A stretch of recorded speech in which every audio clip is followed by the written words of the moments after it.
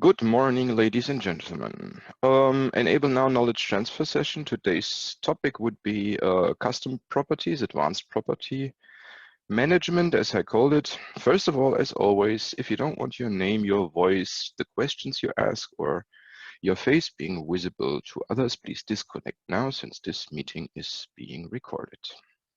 Okay. As mentioned, topic today is property management. There will be not that many slides, just like a handful. And we're going to turn into the tool immediately. And we're going to dive quite deep into data. So we're going to be code, XML. In any case, and as always, if you have any questions at any time, just jump in immediately and ask. Let's have a look to the agenda.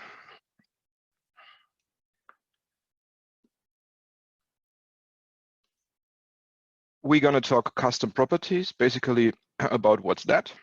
So maybe one or the other of the attendees never used them, didn't even know that they're existing. So we're going to go up from the basics, talk about the different data types, the syntax, where they are stored, how they are stored. We talk about the involved files. We talk about specializations, which is a bit trickier from a file or from a code perspective, but really creates the benefit, especially for groups. You're going to see in a second why. And then we're going to extract two specific use cases, which are the most prominent ones: externalization of content into key value pairs and filtering based on property sets. And you will see actually the benefit, at least I hope so. And then we will have plenty of room to discuss whatever else you want to know about this topic. So my part will be 2.5 hours, I guess. And then we're going to have plenty of time to discuss your cases. So if you have any cases you want to have solved, this is the session to talk about it. Yeah? So I'm fine with any concrete customer example or customer requirement or challenge that we can discuss and try to tackle using custom props. So let's see, custom properties, the unknown power of Enable Now. First of all, and most important, we all know, or maybe you don't, that would be the first question. Is anybody in the room who never heard about the existence of this extension interface and never ever used custom properties in projects?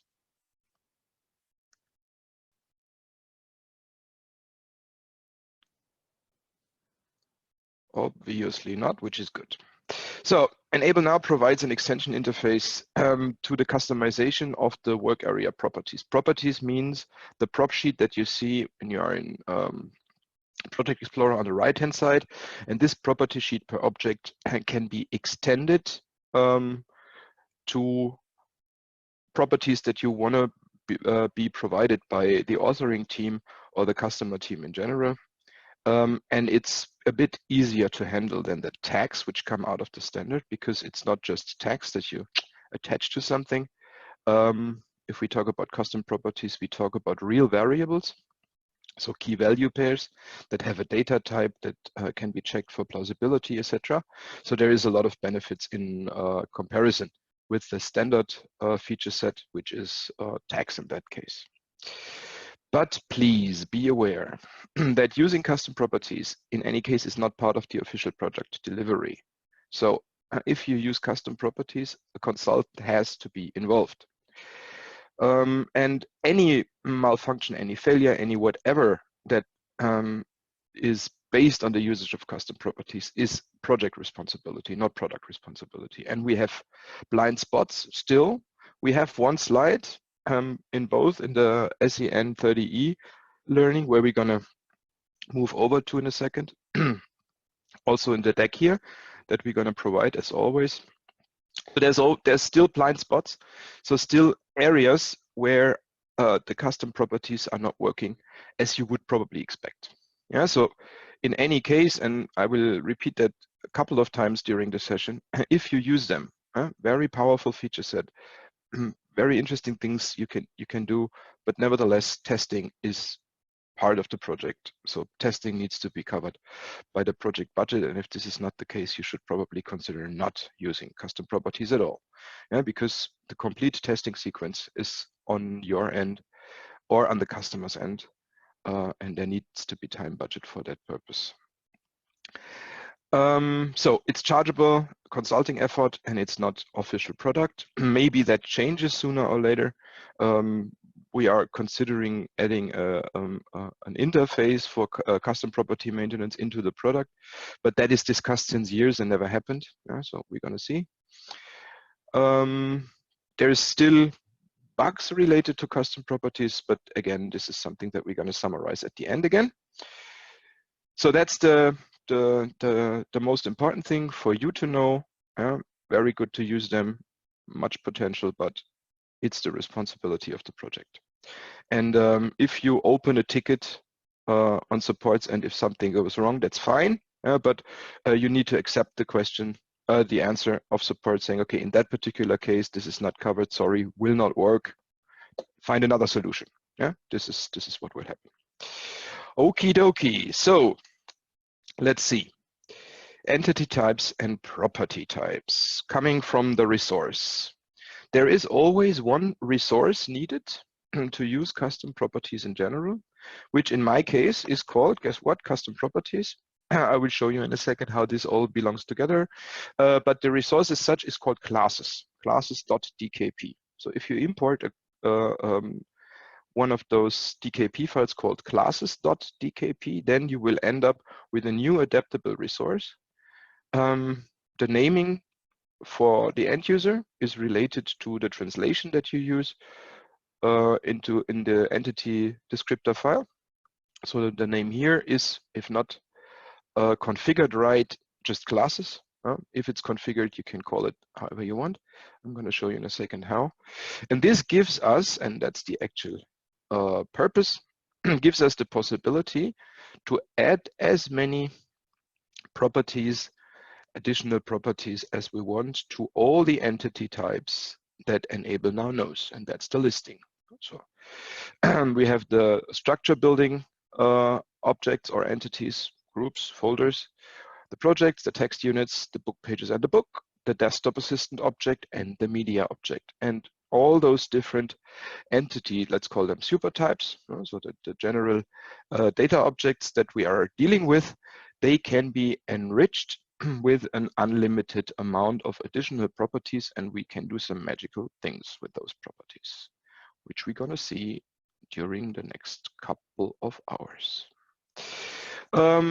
Properties are real key value pairs, so they have a data type, just as a variable while programming. Most important for sure is text.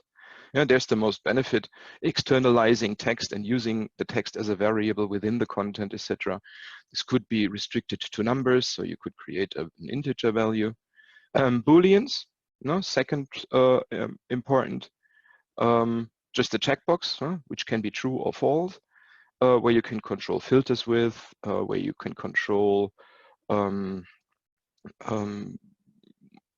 custom scripts with that should check a certain object for a certain situation or not.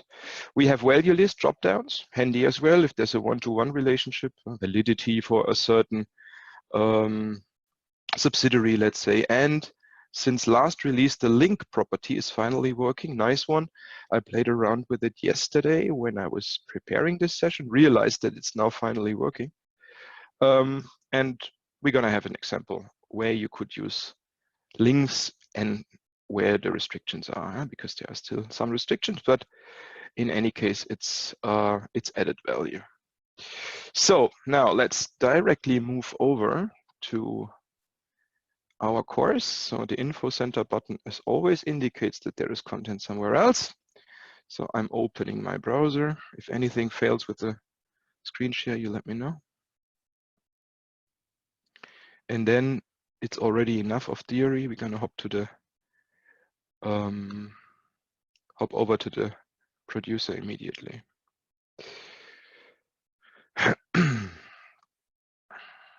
custom properties in SEN 300. I believe most of you already went through this, and maybe it was a bit contextless. So what is actually the use case? So knowing that it works is one thing, but knowing what it's used for and where you really save hours or weeks of work on customers' end, that's the other. And this is what we're going to focus on now. So first of all, the basics. This is the basics of the that I actually mentioned already, yeah, the extension interface and the fact that it's in the consulting responsibility and not in the product group's responsibility when using those things. However, on the next one, this is the comparison of producer tags and custom properties, and I believe this visualization is quite obvious. So what producer tags do, the filter categories, whatever you are using in the product standard, they are easy to use. You create a tag, which is just like a sticker you paste onto something, but it's a typeless variable. So you have one variable to write all the tags into. So you have to live with a syntax or a naming convention for the single tag, and a single tag is just a declaration. This object belongs to something. It's easy to use because there is no modification. It's product standard, so we can expect this to work in any case. But the custom properties, at least from our perspective, is the more powerful option, because there we can really define additional parameters for all content objects, HTML text dropdowns, all as mentioned before, and we can create new subtypes for specific objects, especially for the group, that request specific properties which are not requested by the other subtypes. This is why I called the original entity types that we are using super types, because we can go down and say, this is a group that contains a handbook.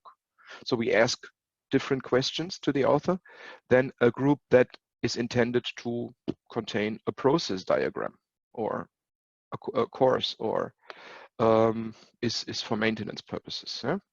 So we can distinguish between different specializations within the tree, and most likely, if we go now move over to producer, you will already realize where it's used, because you most likely have seen those beautiful colored icons already that we have in the default tree, and these are already coming from a custom property that specializes the group and gives us the possibility to sort the tree visually and distinguish between the different areas. This is already beneficial to see, hey, this is where the end user gets in. The orange part is for the authors. The gray part is the author toolbox, stuff like that. So where is my course gone? There's my course gone.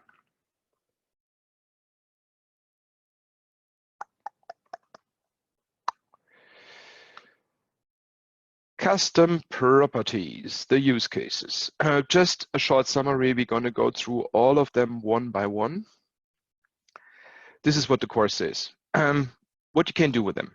Force authors, or not really technically force, but inform authors in a very obvious way that they have to provide some mandatory information in there. Yeah? You call a property section customer underscore mandatory info, and then there is fields in there, text fields, single or multi-line or checkboxes to use, saying you guys, after creating content, you have to deliver this information, and this information is a functional information. It's used to filter things based on target groups, geographical specifics or whatever. So the customer authoring team just has to check some tick marks, and at the end, the complete delivery procedure will be based on filters created for that purpose. You may standardize content. Okay, so standardizing of gathered information. You want to fill a start page always with a short summary. Okay, then you can externalize this short summary information into a variable and say authoring guideline says at the end you enter 5 bullet points in there. This learning object deals with, and then this information automatically appears on the start page. This would be another use case. A bit more professional, consistently separating content layout from design works. Interesting approach when taking over data from external systems, because all custom properties end up in our Excel round trip as specific columns. We're going to see that. So you could just Excel-wise or CSV-wise suck in structured data from an external source. And if prepared well, you end up with really running and working content at the end. So if it's about text and hyperlinks, this is easily migratable. We did that a couple of times when migrating, for instance, document repositories, open text repositories, for instance, into Enable now. We just created a deep link list with the description, the title, and the link of objects in a structured way, existing on the other side in the other document management system. Just refine the structure of that Excel file and then sucked it back into Enable now, and then we basically migrated a whole structure in seconds. And if you don't know about that approach, you might end up in doing that manually for hundreds of documents that you want to, for instance, deliver via an EPSS, via web or desktop assistant, provide in access to in a library. And this knowledge about custom properties is the easiest way to automate that. Smart templates, hey, restrictions, yeah, this is where you really have to test. This is really funny and fun to create, and really saves time, but nevertheless, yeah, this is something, resolving them as variables, this is something that you have to really test intensely, yeah, don't oversell that. This is where the most problems could occur. Document outputs, this is what I'm going to show you in detail because I never had the time to really write a proper documentation. I will do soon, but now we're just gonna present that approach live and then you see how it works. That's a bit tricky in Word, so you might create additional header footer informations or start page informations, let's say for compound documents on the level of the single group that is the starting point for the compound, and then print it. Yeah, so it's an overall meta information that is printed in the documentation output. Nice, yeah, it's that's one of the most important cases, by the way, yeah, because this is requested quite often, and then you start struggling and you overload the description property because there is no other options, and their custom props really help, and that works like a charm. We talked about imports, custom filter criteria. Yeah, this should be the first one on the top because that's the most obvious. Yeah, advanced tagging, automation via custom scripts. This is what we can discuss later. So some custom scripts that are in our consulting info center script section already require the knowledge of custom property creation because they just work based on those things. Either if it's migration, script-wise importing things, or on the way out extracting or publishing things based on a specific situation or validity or filter criteria. This is an important part as well. So let's see how to add maybe the slide first. This is the same screenshot that you saw in my slides previously. There is only one, it's Highlander principle, so there is one classes resource within the work area. The display name can be changed in the entity descriptor, maybe too, hey, makes sense, custom properties. And then there is that thing appearing in the list of the adaptable resources within your work area. And the end effect will be that for all the entity types mentioned, SEN 300 was created before desktop assistant object and media object has been invented. So they are missing in this list. For all those single object types, you might create within that resource a specific XML file, and this specific XML file declares all the additional variables, all the additional properties that are then accessible in producer. One restriction, first of all, you might fall into that trap early. This is a bug in Manager which is about to be fixed, but it's not yet fixed. This will be done in the context of the UI redesign that development is currently working on. If you declare more than one section of custom properties for a single object type, only the first one is visible in Manager. The others will simply not be accessible from there. So effectively, custom properties are something that you work with in Producer, but not yet in Manager on full scale. So let's see how that looks like practically. A producer, a blank work area, the blank work area just as it is, including all the examples and the code documents that you're going to see during the session, will be provided. So that DKP of that work area, just as it is, will be provided in the download section of Learning Hub as soon as the video is uploaded together with the slides. So let's see. There is the entity types, and you see that there is something active already because I have those nice colored icons here, which are not factory default. So I can already create specializations based upon the intention of a certain subtree. Nice. But this is already a feature of custom properties. So let's see. Resources, adaptable resources, custom properties. And as soon as we're going to talk about custom properties, we talk about files because there is no user interface to maintain them. So in that particular case, after importing that dummy DKP that you use as a starting point, and you end up with this custom properties or classes object being accessible in your adaptable resources, next thing to do is open folder. Because from now on, we talk files. That's the files. What do we have here? First of all, the entity descriptor. You know that there is an entity descriptor for each and every object in our tree. Same for the custom properties. And let's have a look at this guy first, because that's the starting point. To describe classes, entity, the caption is classes. That needs to be like this. So the name needs to be classes. Then producer knows, that's my listing of all custom properties. Besides that, there is actually not much more to say. It's just a regular descriptor line with creation time and all the workflow related information. But below, and that's all the same, we have a language, an ISO locale code for the particular language, and then we define how that object with the caption classes should be named on the front end. In that case, custom properties for all languages except the language with the ISO locale 1066, which I have no idea what it is, most likely Vietnamese.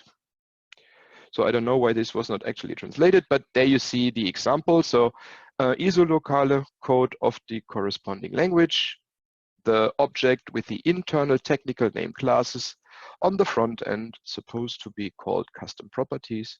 And that's the reason why this guy called classes within the tree is called custom properties. I could also call it Karl-Heinz and the internal name would still be classes. So that's the regular approach. By the way, that would work for any entity that you have in the tree in the same way.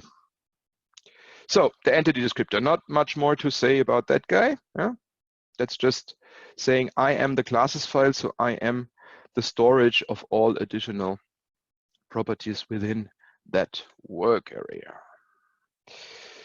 Going back to my files, and then you see I have already prepared all the entity types for you, and I put an underscore in front of it. That means those additional property sets per object are not active. They have to be called like the entity type as such is called. And you see the only one which is not set an underscore in front of it is the group. So the group seems to be active already. So let's see. Before going into it, I'm going to show you what we have on group level. We can leave the resources. Yeah, I'm leaving the folder open just to sort the tree a bit more, and then we just check the group object. And on the first look, whoops, the group object just looks as it always looks.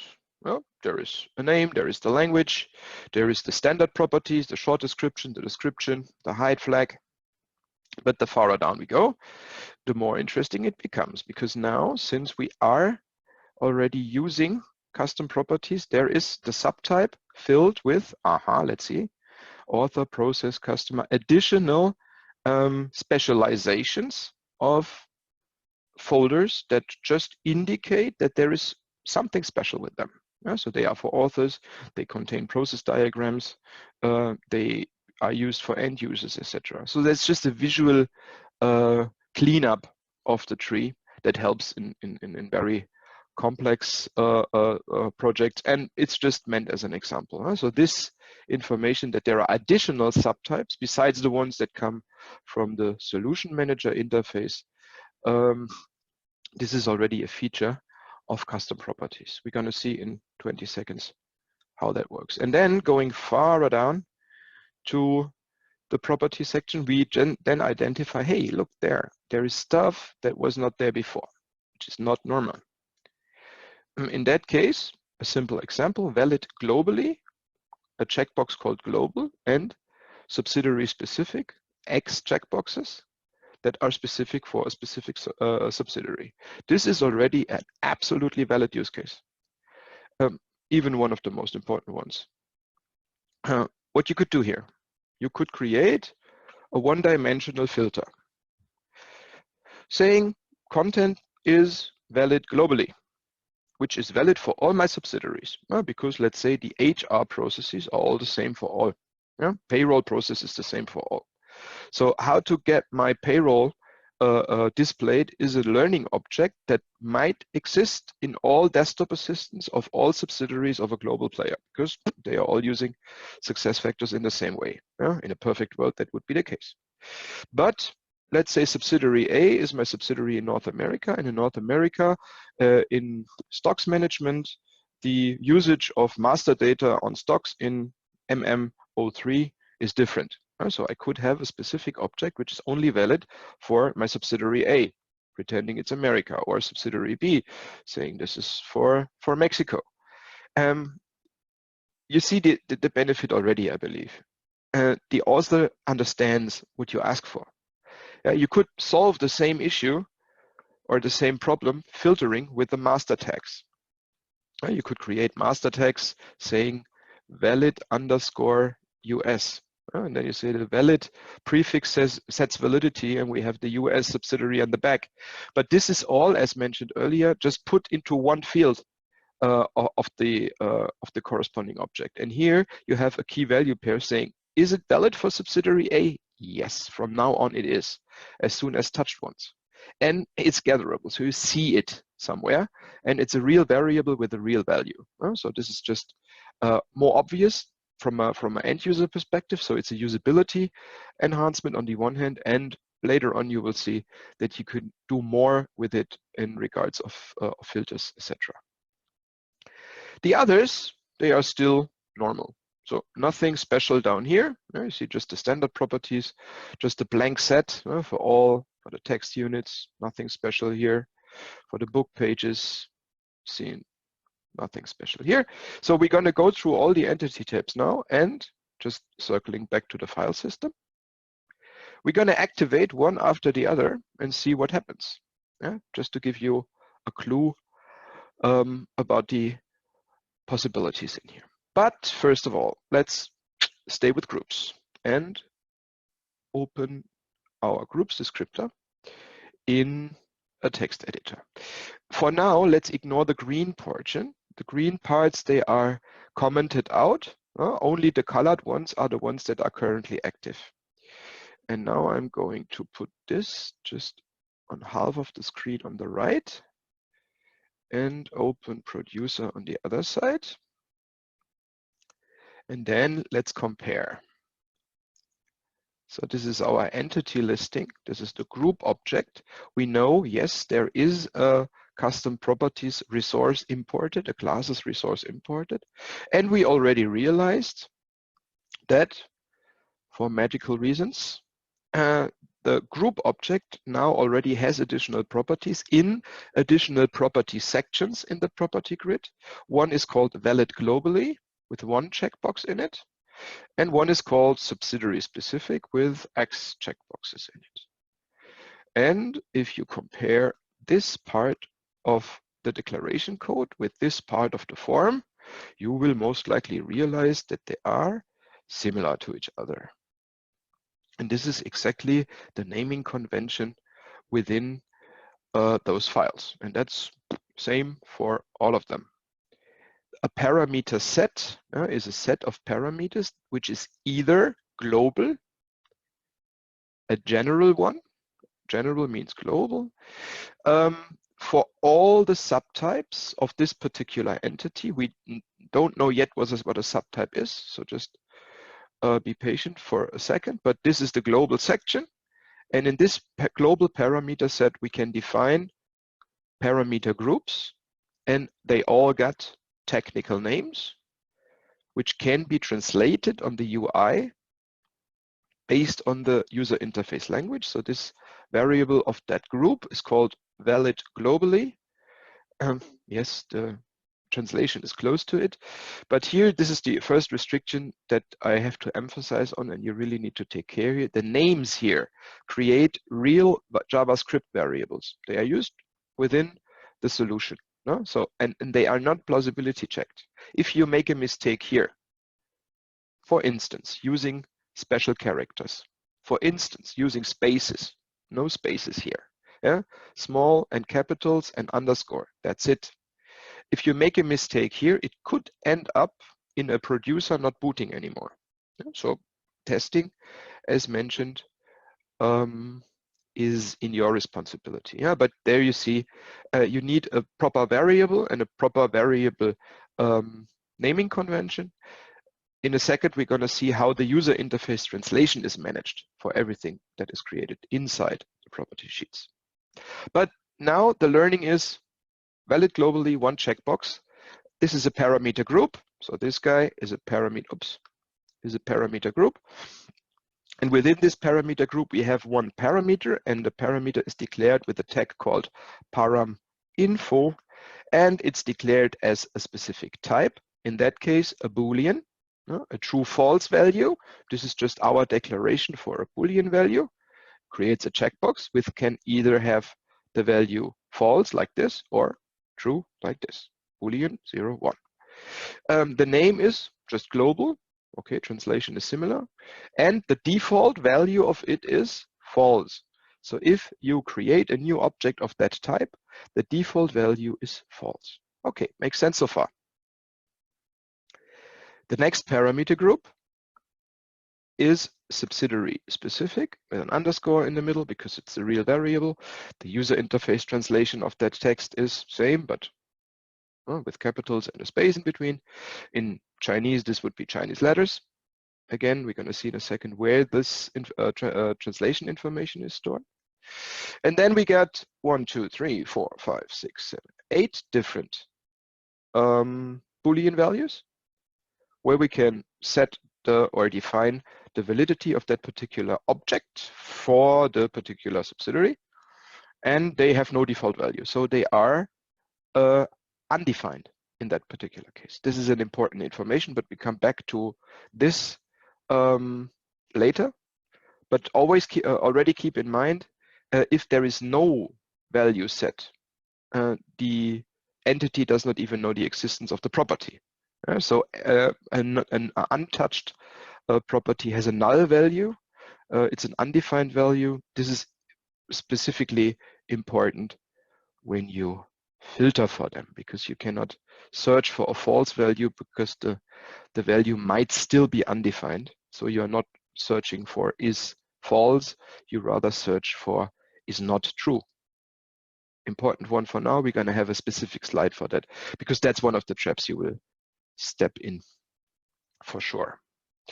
Yeah, so this is a specific data set of properties, which are obviously in here. So let's create a new one. I'm going to steal one here. I want a single line text being added. Single line text. We talk about the different entity type names or types in a second again. However, we're going to add an additional text here, calling it test underscore text property 1. Still nothing. I save my group file. Still nothing. So next takeaway, important. How to update the work areas descriptors based on a new property that you add to a specific object. Work area, refresh work area. Another option would be restarting producer, but refresh work area usually is faster. This rewrites the entity descriptors and checks all relations, all dependencies to the resources. Since the resource changed, this procedure will pass by the changed resource and then change the rest of the work area based upon the changed resource. So this forces the update. Let's see what happens. Group, global, checkbox was there before. Now text is added. So there's a new property in our property grid in the section valid globally. And you see the other guys, global, subsidiary, ABC, and so on, and the headers of the parameter groups, they are already UI translated. So there's a valid English text, which is not equal to the corresponding variable name, but that one that I just invented, test underscore text property 1, is not yet translated. So instead, you see the technical name, which is in the first run when you implement something like this on customers, and the more handy variant, because then you see how those variables are called. And later on, when we talk about using them as variables in content, you need to know the technical name and not the user interface name. Yeah, so translation should always be, from a best practice perspective, the last thing you do when you hand over the whole thing to the customer. So adding a new property, adding it here, knowing that any syntax problems or whatever you create in those files are not error handled. So simply the producer won't work. Yeah? So it will not start up, or it will just complain saying parsing error in classes XML or whatever. Yeah, so there's no meaningful information. You just have to take care here. And if it's not working properly after a refresh or a reboot anymore, you have to know, okay, that's an issue, most likely an issue in my properties, and you have to check. So in any case, I would suggest to use code highlighting text editor where you see already that there is issues. Yeah? So this already helps a lot. Taking it out again, either commenting it out or deleting the line. No, now it's gone again. I save my file again. Same thing again. I refresh my work area. Da-dum. Same entity, scrolling down. Property is gone again.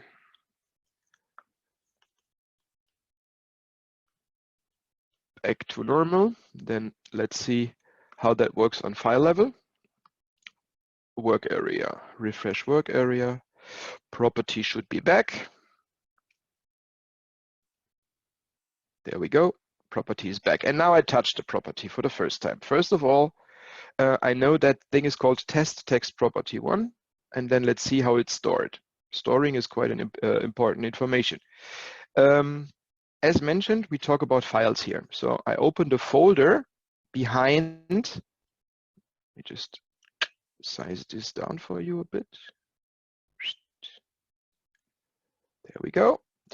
The group with the ID 6A7, which is this guy, from the perspective of the file system, and that's the same for all structural objects, only contain entity XML. Yeah? Entity XML, the editable version, entity TXT, the same information reduced to what the end user needs to see.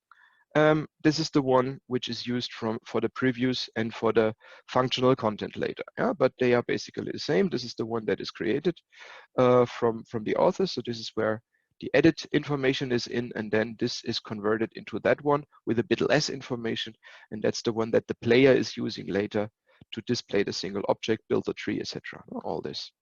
So that's the entity descriptor of this particular object. Let's see. Going in here. Yes, load it. It's an entity descriptor of a group. So the caption is group, just as I named it. Yeah, my group. That was just the example. It is multi-language. Yes, it obviously is multi-language. It's created by myself. But there is no information about the test text property 1. There is nothing in here. But global is set to false, and company 1, which is this one, is set to false. So I touched it once. So let's see. I'm entering my name, Mike, in here. And now my text editor complains and says, hey, that file was actually changed by a program outside. You want to reload it? And then you see the text property 1 is Mike. Okay, that's what I wanted to show and prove. The storage of all those variables, they are part of the entity descriptor per object, which is extremely beneficial if we talk about, for instance, bot integration, if we talk about a search engine integration. So all descriptive information that describes an object from the outside perspective is part of that one file. You can rely on that. The not that beneficial fact is that they are created as soon as the property is once touched. Before, it's not in there, so you cannot just test on the fact that it's an empty string. No, there won't be that won't be the case. And the other is, therefore, we go back to the groups descriptor and remove our property again, simply by commenting it out.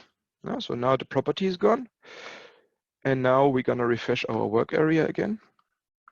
Maybe without the focus in the field, that could lead to strange things.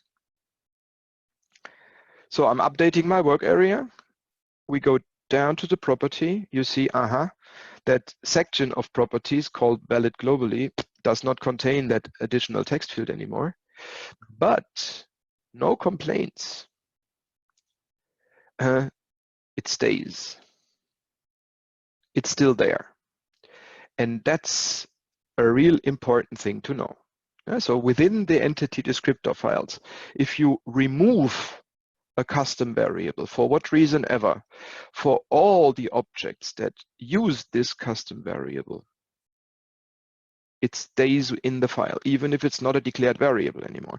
So if you have external access to those files, the mentioned cases, search engine integration, any artificial intelligence integration where you want to make the AI or the bot or the chatbot or whatever make aware of our structure and our contents, and they, for what reason ever, use those custom properties, they will get into trouble when removing things. So one key takeaway, important, adding them later is never an issue.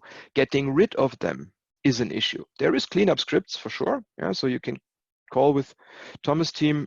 Maybe we already have a cleanup script for removed custom properties in the consulting scripting section. I'm not sure right now. In any case, be aware of that fact. They're gonna stay. And if something is relying on the existence from a data perspective, from a pure file system perspective, the fact that you don't see the lost variable here anymore doesn't mean that it's not there anymore. It's still there. Very important part. Okay, but back to the group. So now we know how to add and remove things and how the general structure is looking like. Before we move forward to the specializations, to our nice colored folders and stuff, we will have a closer look to the actual purpose of this section. Yeah? And that's a very common one. Yeah? So if I look into the participants list, there are at least 5, 6, 7 people that I know that they use this in projects already. What is the purpose? Basically, obvious, filtering. Yeah? I want my customer to provide filter-related dimensions. Let's go out here and let's go to that filtering example. I just used groups, yeah, and I just created groups with capitals and declared all the information in here to see that it works. A group A, English language, ENUS, valid globally. Let's see, the set switch global is set. This has a variant, just moving this close to each other. Group A, well, basically same information, but translated into German, but also a global information. And then maybe another information. In this example, a group called B is in English language, but is only valid for subsidiary A. So the subsidiary A switch is set. There is a C, which is German then, and also only valid for that particular subsidiary, or which is a synonym, could be a market, a branch, a country, a target group, however you want to use it. And there is another, which is only for our subsidiary B and is a Spanish learning object. So simple example. So what's the purpose? Authoring filters is the most obvious one. I only want to see the global learning objects. Dang. German global learning object. So the authoring filter instantly drills down my full tree to the filter criteria. Same view, only subsidiary E in English, only English objects that are valid for subsidiary E or global, because global is valid for everybody, and so on. No? Show me only Spanish for subsidiary B. So this is the examples that we created. The benefit of custom properties we're going to see as soon as we edit our filter criteria. So entering the filter section, you will see, no, this is the filter global only in German that says, global, what's that? The technical names of all the additional properties instantly after updating the work area appear in the list of filter relevant criteria in the filter management dialog, where we are in the edit filter dialog where we're currently in. So they instantly appear here. And the thing you need to know, because this is not obvious here, is the fact that the data type is not declared. So that dialog doesn't know that global is a Boolean. You need to know that and decide whether you want to test against a 0 or a 1 or whatever. So this is then not forwarded to the tool, but as soon as we add additional properties, they appear within the filter selection dialog and can be used as one of the additional filter criteria down here in the filter dialog. So in this view global only DE filter is saying, I only want to see the global stuff. So this is the global view, not subsidiary specific contents, only global contents. And the language supposed to be DE, so German. And all 3 library settings are set to true. That means this filter is available for both authors and end users. If we would wanted to create a pure authoring filter, we would have to deactivate those guys, and then it would be a pure work area filter for authors, but they would not appear in the publications. Compare subsidiary A in English. Subsidiary A would use either the global stuff, which is again valid for everybody, or everything that is valid for company 1, which is my first tick mark here, subsidiary A. And as requested in the filter, the language supposed to be English, which is an AND. So or an AND, either global or company one, and language, again for all.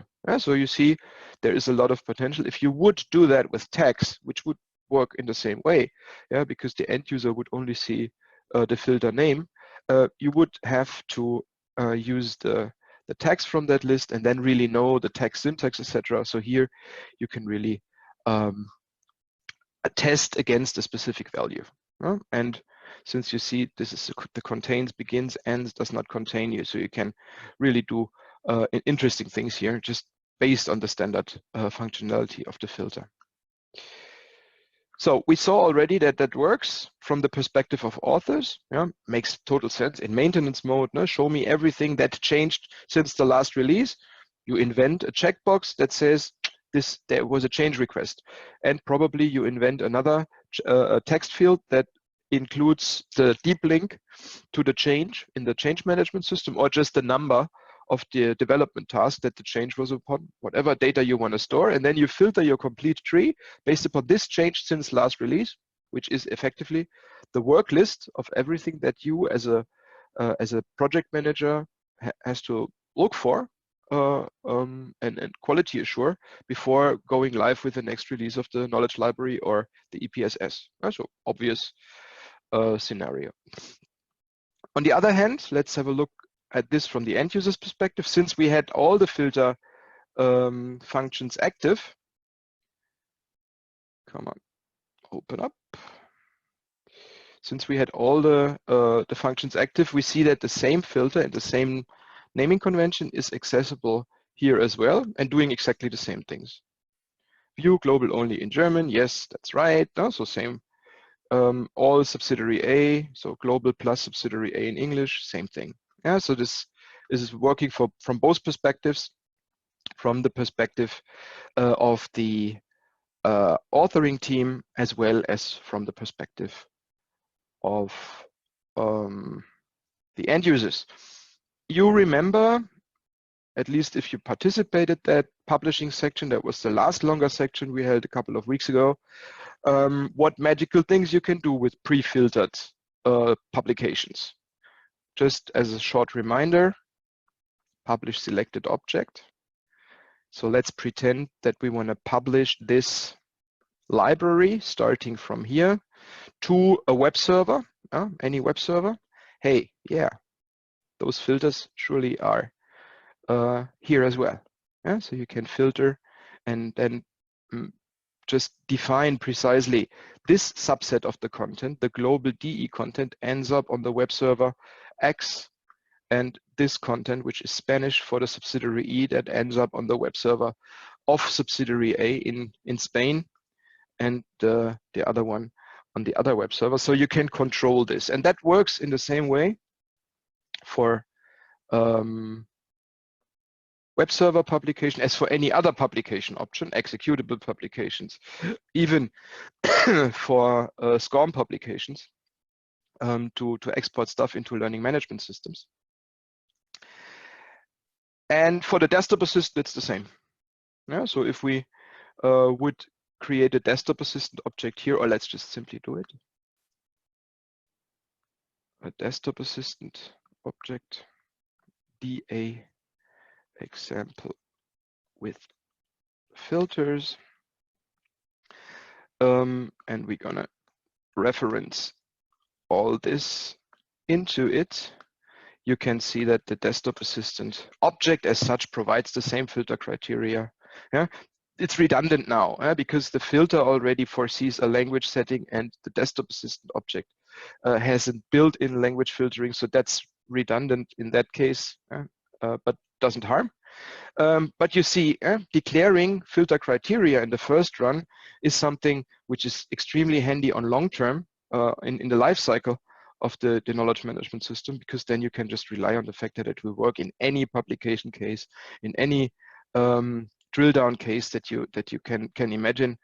This will work forever, and I hope you see the benefit of having this separated into separate sections, because it's simply easier to understand from the perspective of the authoring team. And now my Siri just woke up asking what I want. So guys, any questions so far? Talk to me. I hope you're not already fallen asleep. Any questions, any comments? Too fast, too slow? Back to the basics, proceed further, let me know. I'm fine, just to show that I'm not sleeping. All right, cool. Same here, thank you. Same here. All right. So then I would suggest that we just do a 10-minute break, get a fresh cup of coffee, and then proceed. Okay? Okay. 10-minute break. I will pause the recording.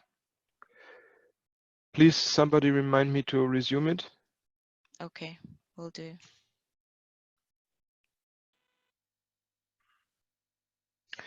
All right. So any questions at that point? Otherwise, we proceed with the next use case.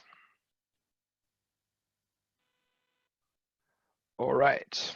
So first of all, since we now know how the single entities are described, the reference for the type declaration you will find in the course with the syntax of all the data types, etc. But we're going to pass all the types by anyway.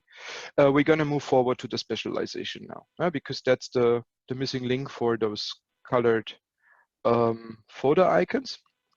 So moving down the file a bit further, you see that there is something called a specialization. The specialization with the name group author, group intended to use for authors, has an additional property, which is called icon, and then there's a number. There's another called group client with such a number. And there is one, which we're going to have a closer look to in a second, which is the course. Effectively, the handbook is the one that we're going to have a closer look to, which also has this additional icon number attribute in here.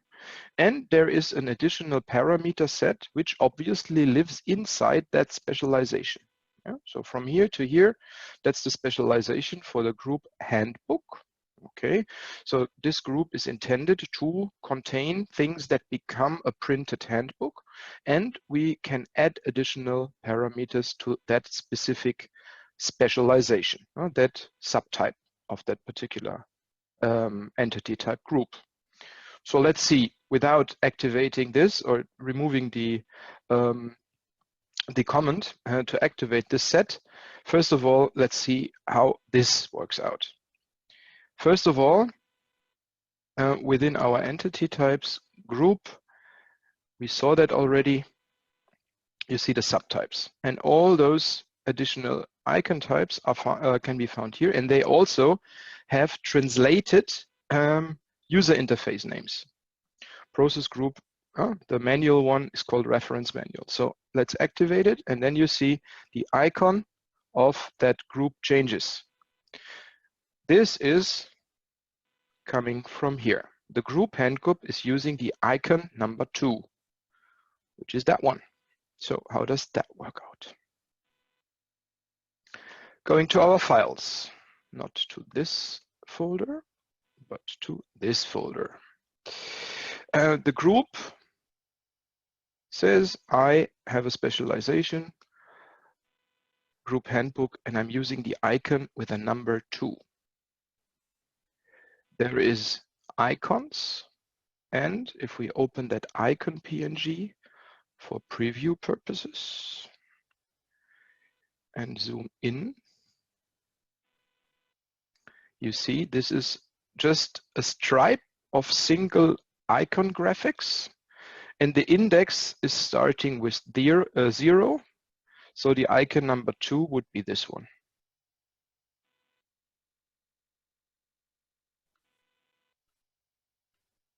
Obviously, that's true. Yeah, so general takeaway, to create a stripe like this, you simply create an SVG sprite of the icon graphics you want to use, and you might use them for other entities as well, not only for groups, but in groups they are the most beneficial actually. And then usually vector graphic programs like Illustrator or In my case, what's the name? Inkscape, just forgot the name. I'm using Inkscape. They have export capabilities that export a certain file with this ending underscore and then the pixel size. And that's important if you want to consider different DPI scaling settings in your contents and libraries. You know? So if you have high-res monitors and normal monitors, you need all those. But in the package that I provide after the session, there is a proper example. And you see the source file that you might edit with one of the common vector graphics editors, and then the outputs, they're supposed to be the same. If there is no special output file per definition, per dimension, and only that icons PNG is there, okay, those will be used for all resolutions, and they will be scaled up or down. Obviously, they will not be crisp on the edges. Therefore, you just have to export them in all the different sizes, but this is something that the graphics program will actually do for you. Okay, so that's the specialization. That's already a big benefit, at least from my perspective. Yeah, it cleans the complete tree. Yeah, already from a color coding perspective, you see which part of the tree is intended for what purpose. Yeah, you see, hey, the orange part is where the authors work, and the dark purple part is the part that the end users see. And there is different output variants, no? Like the business library, a course library. So it's quite clean in comparison with just having that one folder icon in here. Yeah, but the actual benefit is I can distinguish between those different types and request different properties per type. And that's what the specialization is about. So let's go back to our file. No, here. And see what we can do with this fancy handbook. Yeah? The scenario we got is, now I'm just commenting this part in, that if a group is intended to host a handbook, which is just a set of references of single recordings in a certain structure, that becomes a training manual. You probably want to have additional data on the start page of this handbook. That might be a valid request from the customer, saying, yeah, we want to have a specific title, but that should be different from the title of the library, let's say. For handbooks, we need a subtitle. Yeah, we have a specific naming convention for our document types of handbooks, of training handbooks, and we need to declare the security level of it in the printed output. Yeah? For sure, in standard, you could simply create additional DOT files, .x files, template files per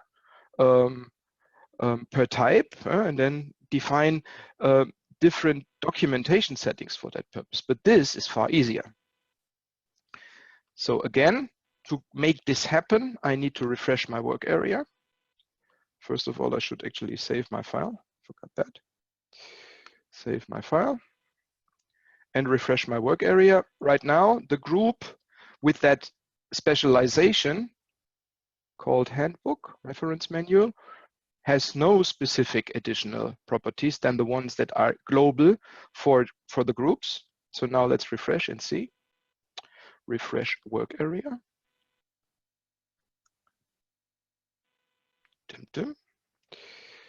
And now scrolling down again, we see, hey, look at this.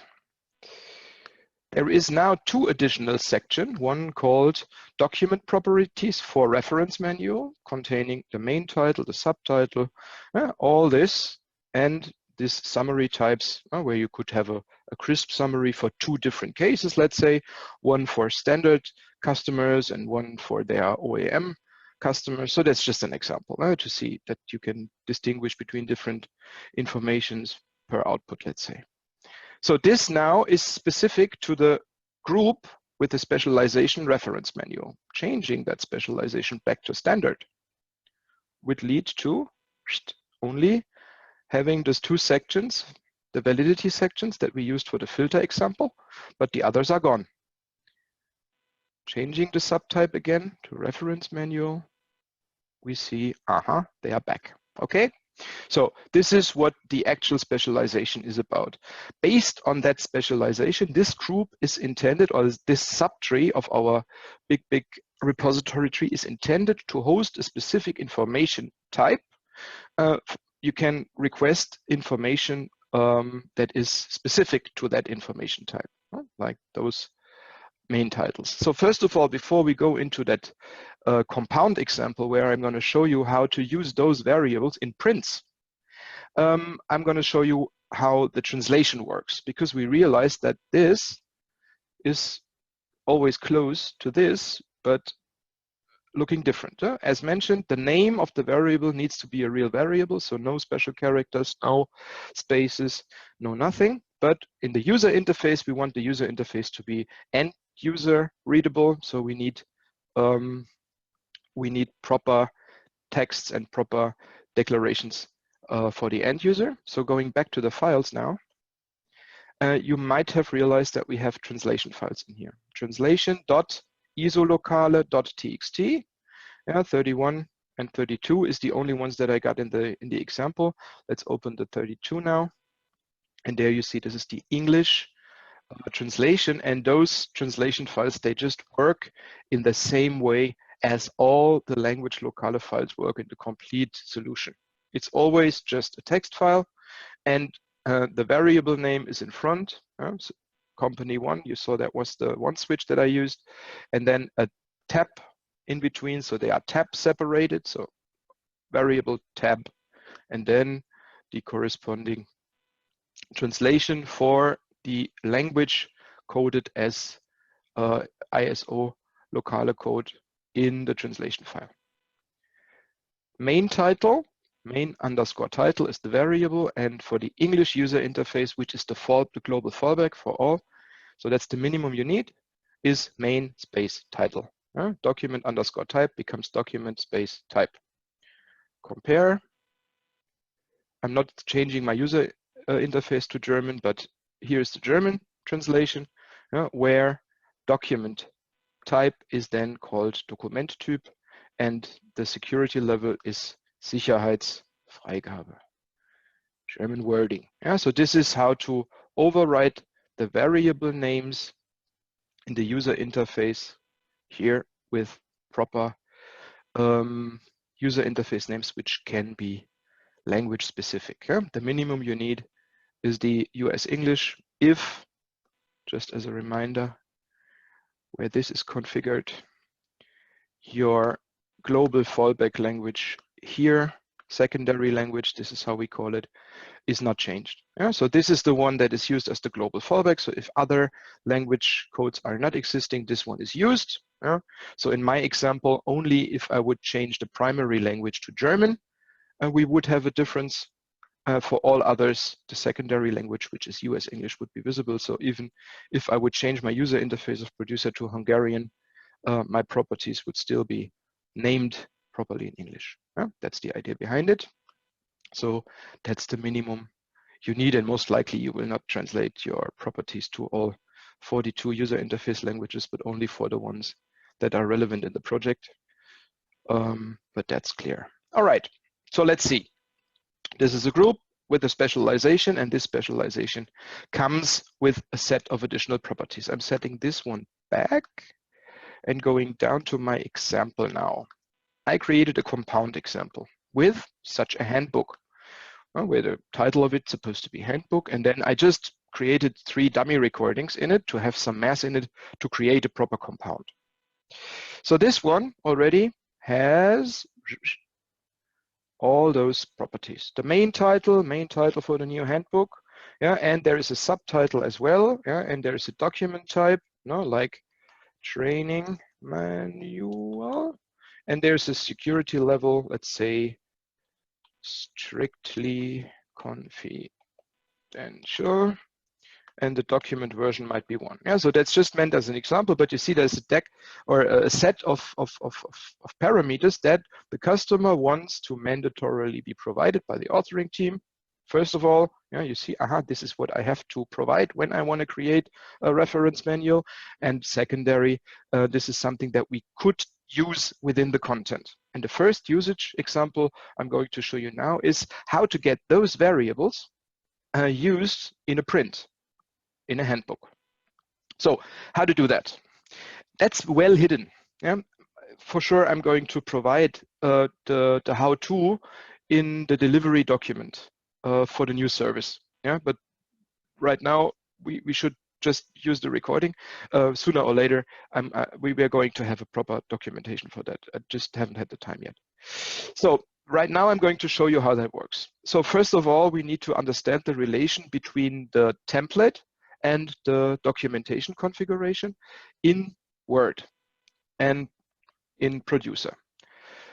What we have here is the adaptable resources section documentation style. This is where all the DOT files are stored. This is the templates, the Word.x files and PowerPoint, by the way, which the producer is using to create printable documents.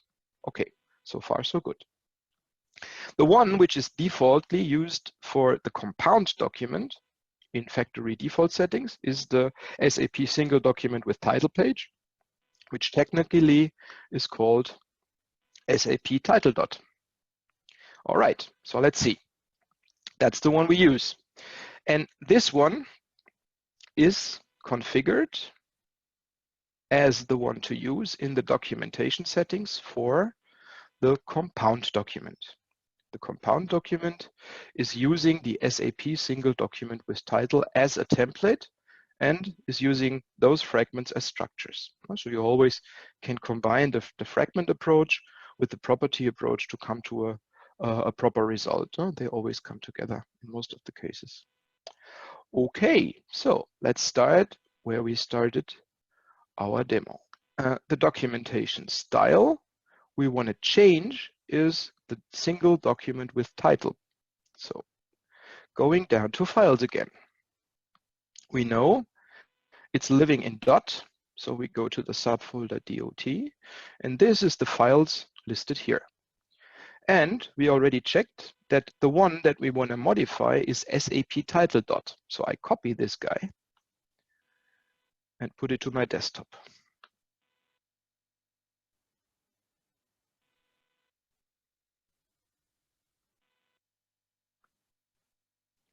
And then I open it for editing.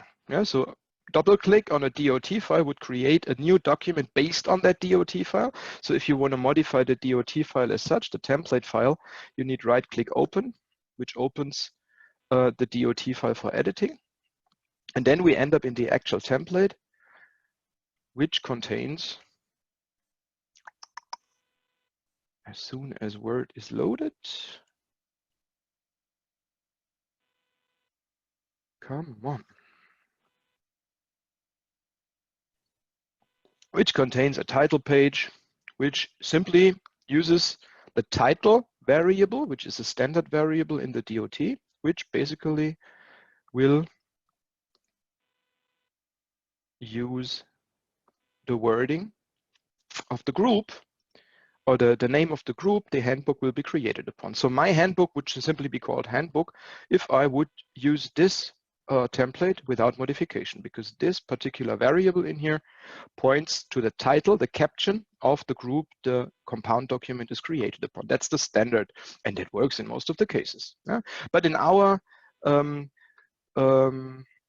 fiction example, we want this stack of data printed on the start page, or maybe the document type printed in the header, let's say. So let's see how that works. First of all, and that's the tricky part, we need to declare the same variables on the level of the DOT file. So we need variables that have the same names, and therefore, let me just clean up my presentation a bit. We have the Word file here, and we have the technical names of the variables we want to take advantage of when printing here technically. Again, the user interface texts are translated, so they are different. So let's see. How to create a custom variable in Word. If you know, it's easy, but you need to find it. So you go to the file section, and then, I mean, they are really bastards sometimes, the Microsoft developers. Properties, and then you see that little tiny arrow here. Yeah, this is where you have to go to. Advanced properties. So all the properties of the document live in the info tab, but the advanced properties, they are well hidden.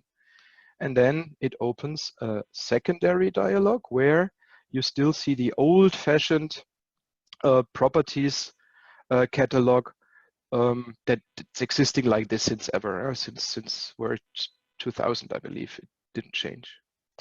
So there we have so-called custom properties, and this is actually the area where you declare variables with those names.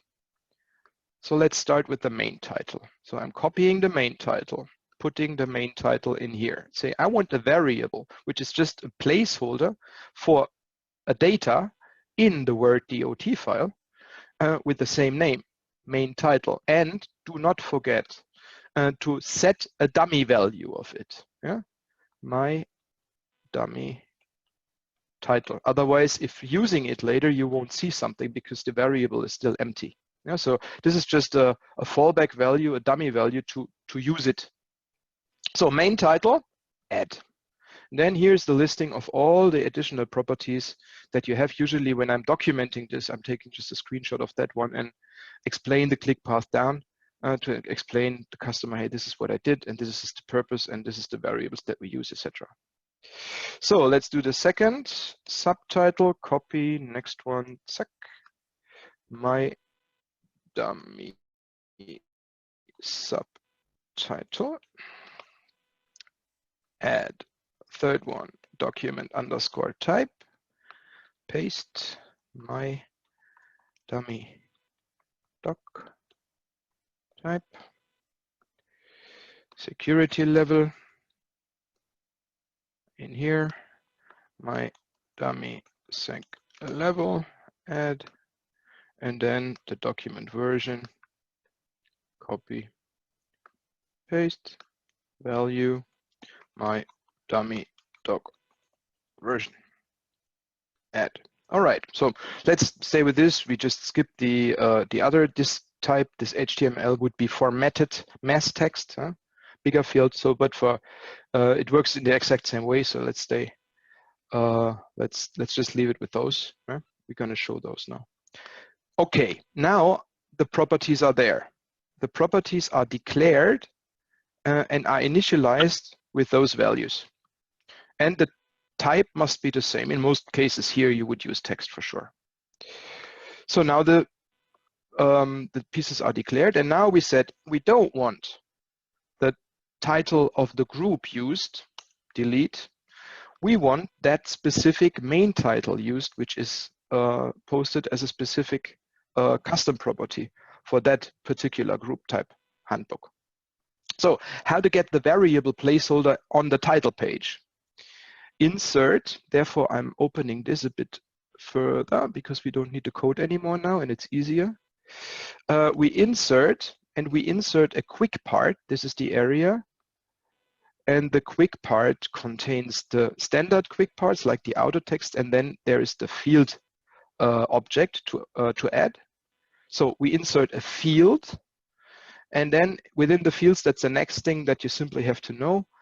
You go to document information, which is the category of fields existing, and then you have those advanced properties that we just maintained on the info tab here, and they are called doc property. And there in this list, you find all the guys that we just created. The document type, the document version. So all the ones that come with additional, the subtitle, but where's the title? I called it main title. So that's basically the reason why I'm usually putting an underscore or another character in front to have them in one block here. Where's my main title? Main title there. So I add the doc property main title as the first property here, and there you see the dummy text that I just created. And then you say, okay, and this should be formatted in red. Not nice, but then we just see the potential. Next one, quick parts field. What should be underneath? document information, doc property, oops, the subtitle. Where is the subtitle? There's the subtitle, add, and maybe we want the subtitle not being red, but orange and smaller because it's the subtitle. And then we could create a table, let's say, but just to keep it simple, we just add the others, document information, doc property, what was the others, doc version or security level now, security level, good. So 3 of them we use in the title. I believe for demo purposes that's already enough. And now I save my DOT file. So the DOT file is saved, and this is my new header containing the dynamic data provided, just tabbing over to producer again, provided here when printing this compound document. So this one is now saved and it's living on my desktop. I'm saving and closing Word. So and now we need to go back to those relations of the single configuration objects. So first of all, we need the dot in here. So the dot is not yet here. As always, if you create something customer specific, you take a copy of the default ones and then modify the default one and re-import it as a custom one to keep it update proof. As always, that's the same for all resources. So same for the DOTs. This is exactly what I did. So the documentation style knows the standards, right click, insert file, would give me the option to import one. And now we search for the guy. Where is it? SAP title. Let me just quickly rename it. Title with custom properties. So this is the one that I want to use. If my machine doesn't freeze, no? Okay. So open it, which is now imported. No, same here. You could give it a proper user interface name, but the default would be the name of the file as such. So this is the SAP title with custom properties now. The dot is there, but no configuration yet is using it. So second level, documentation style is in, documentation settings. We know that there is always one default one for the compound. I'm going to duplicate that and say this is the compound document with custom variables, which creates a new compound configuration node in here. And there I'm saying, and you, Mr. Compound Document, should please use this new dot. Here we go. And then you could modify your fragments and probably use different text styles, whatever. Yeah, so this is just the same as we learned in the customization session. But now configuration-wise, we are done. So let's see. Going down here, standard, we would expect a handbook coming with just the name handbook as a title, and then a TOC, and then those 3 guys underneath. So now we're going to create a compound from here. And we are using the compound document with custom variables, the new compound setting that we just created based upon the new DOT file. And we create it as a PDF and fire. Now we wait. And while we are waiting, any questions so far?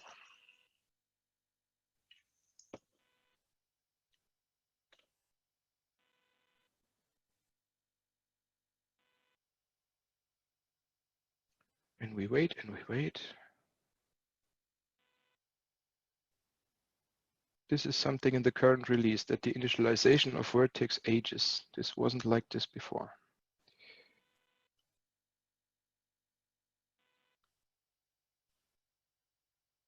Now something happens.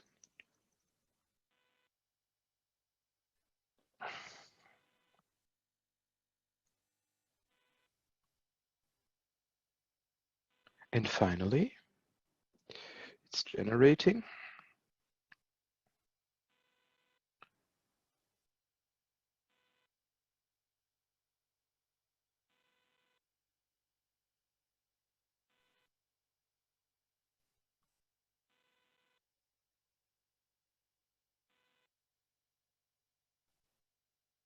maybe it comes to an end sooner or later. So we will not do that more than once. While you're waiting for that, this is Dirk. I've noticed that it does enable now doesn't always close down winword.exe when it finishes. Yes. I've not figured out why, but sometimes I'll have like a dozen versions of it running. Yeah, and that slows down the whole machine. Yeah, that's true. Especially if you're within a configuration, that happens. Yes, that's related to the macro security settings. So sometimes the macro security settings say that an external instance is not allowed to destroy a Word instance without request, but there's no prompt for it. And then for each try, you end up with one additional dead instance in memory. There is not that much you can do except trusting the DOTs you use. Yeah, and if this is in a customer environment, you need to just put a trust certificate on top of the DOT. Okay, good to know, thanks. And that could even lead to the fact that Word is not working at all anymore. Now you press Word, export something, and nothing happens. And this is the first thing you look at. Is there a dead instance? And then you have to use Task Manager to kill them before you can proceed. That happens sometimes. There we go. Yeah, red, orange, custom properties on the title. And I believe we don't have to go further here. Yeah, this works for the header, that works for the footer. You might add whatever content you want to add to this start section, and then you just have the regular documentation underneath. All right? I believe you got the story. Good. So handbook creation, compound document with custom variables, the full procedure from scratch, starting with the declaration of a specialization. This is where we started, where we said, okay, this is a special group. That special group supposed to contain a handbook, and for that particular case, a printed handbook or printed reference material, I activated this section of properties that provides data that is only asked for if you chosen that particular specialization type called handbook. We use them in our example here on the bottom, where we found those guys. And after that, we went to the complete procedure of taking out one of the standard DOTs to the local disk, do the modification, create the corresponding container variables inside Word that take over those custom variables of producer into the corresponding field, edit the corresponding fields to wherever in the DOT file you might want to use it, created a new custom documentation configuration after importing that new DOT file to producer, and then used it and saw that it properly works. I summarized that complete procedure crisply in the slide deck, just what I just mentioned in steps, maybe just as a cheat sheet for now. We're gonna have a proper recordings for that in InfoCenter soon, so this is on the radar.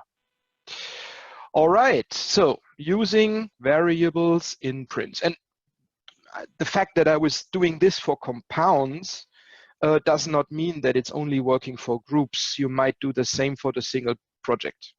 Yeah? So adding a custom variable to the single project leads to the same effect. Yeah? But here on projects, you have to take care. The projects do not support specializations. Yeah? So you might not just create an own project type of your own. This is only working for structural objects like groups. So there it must be standard properties that are visible in any case, because we already use the subtypes to distinguish between online help projects versus simulation projects. This is not visible in the UI, but it's using the same technology. So therefore, this object type is not supporting specializations. However, you could easily add any of the existing variables here and use them in your dot. By the way, you can use any of the standard variables as well. Yeah? So any of the standard properties can be used in the same way. Yes, it's not mandatory to create custom ones for that purpose. You might use those default ones as well. To see the technical name of a specific object, of a specific property. Yeah, keywords is the user interface name for the English user interface.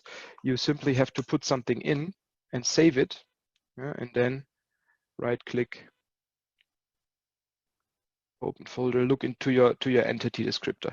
There is also an expert feature that toggles between technical view and user interface translated view. I forgot it. I will post that to Gem. I just forgot the name. I believe it's WPB-developer is true, but I will check that for you and see. And there you see the entity descriptor of that particular object, and there you see I entered something to the keywords property, and as expected, the property is just keyword in small letters, yeah, but they might be completely different. So having a look here is the easiest way to find out. Another thing that we see here is the fact that an entity descriptor can easily grow. Maybe before we proceed, going back to handbook and adding some mass text here. Standard summary is an HTML text.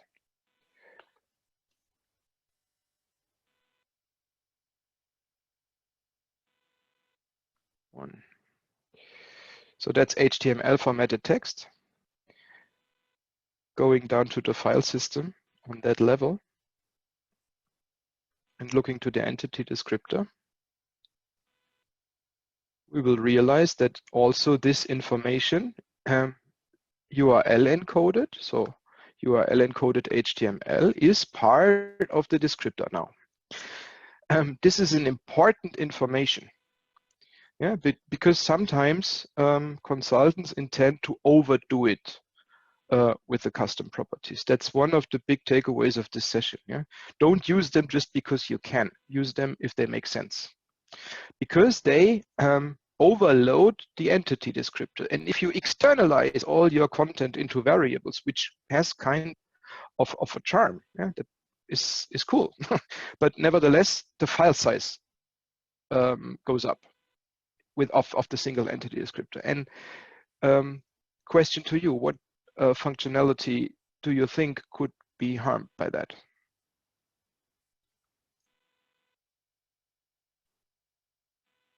Desktop assistant. Because the desktop assistant packages, they consolidate all entity descriptors into one file. Yeah, so that complete data of the entity descriptor is part of the lesson.js file of desktop assistant, of the cluster file, and that provides a desktop assistant help package. And if you add chapters of HTML text to custom properties, because you think it makes sense, you increase the file size of the cluster massively. Yeah? And if you have 100 objects, you might not even realize.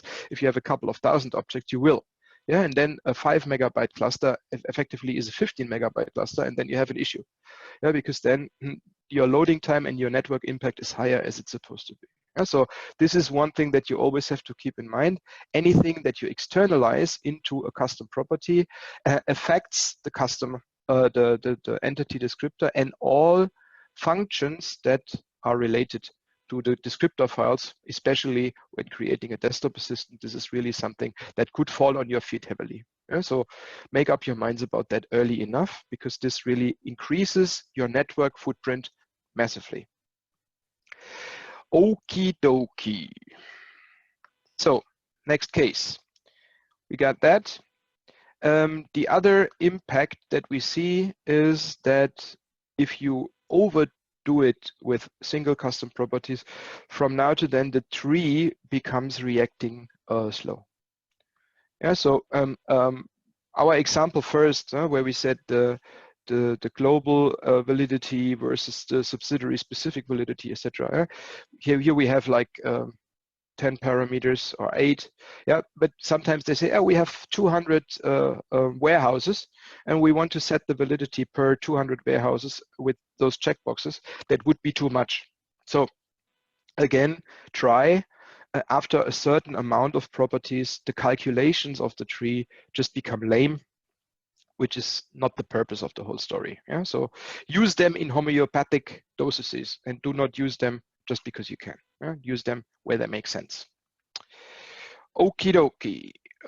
The compound example, the print example. We talked about how that works from bottom to top. We talked about the restrictions. I was telling you that this is for single objects or single prints in the same way. And that handbook was just an example. I believe we got it here. So let's proceed to the next example. Externalizing text or externalizing stuff and using it inside the content. First of all, I'm just going to clean up here a bit. Otherwise, I will lose track. Too many files. I will switch my handbook properties off again for the mentioned reason. No, I don't want to get my demo system lame. Save it. No, so now the handbook is again just a regular specialization without additional properties after the next work area refresh. And now we are going Sorry, to, Mike. yes? I didn't quite get the part where you switch off a property. How are you doing that? That's just commenting out. No? So if in my text editor, it becomes green when you set bracket exclamation mark dash dash in front of it, that opens a comment. Okay. And dash dash closing bracket closes a comment. That's just XML standard coding. Yeah, that means if you comment something like here, yeah, you want a code comment that is not interpreted by the XML parser, it's just text. Yeah, and that's the opening tag for it, like exclamation mark dash dash, and the closing tag is dash dash bracket again.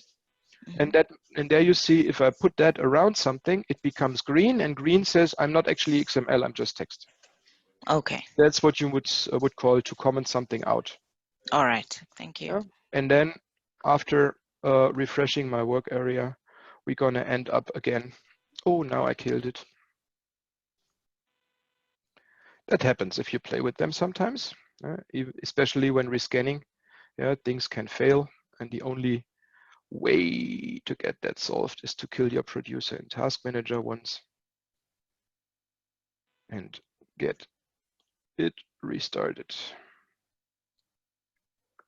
So Task Manager. Yeah, but that's nothing that really is an issue. Maybe I just made a mistake.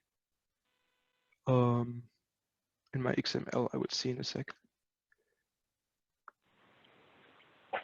You have not commented parameter set.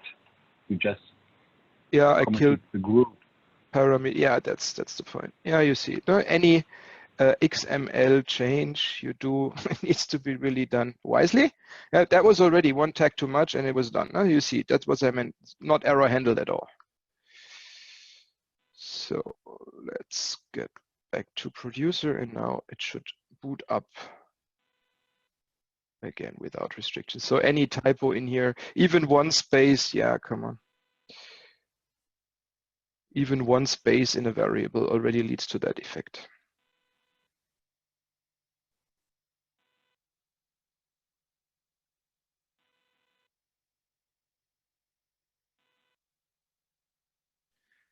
Oh no, come on.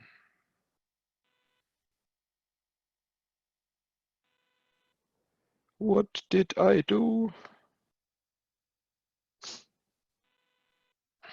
So now, lesson learned. Saving helps, huh? See, this was not yet saved. Now we come back. Yeah, this error handling is one change request in the system since ever to really indication where actually the problem is. At least the line where the parser fails should be in there, but it's not yet there. So it's all in your responsibility, basically. So back on track. Was there a chat question?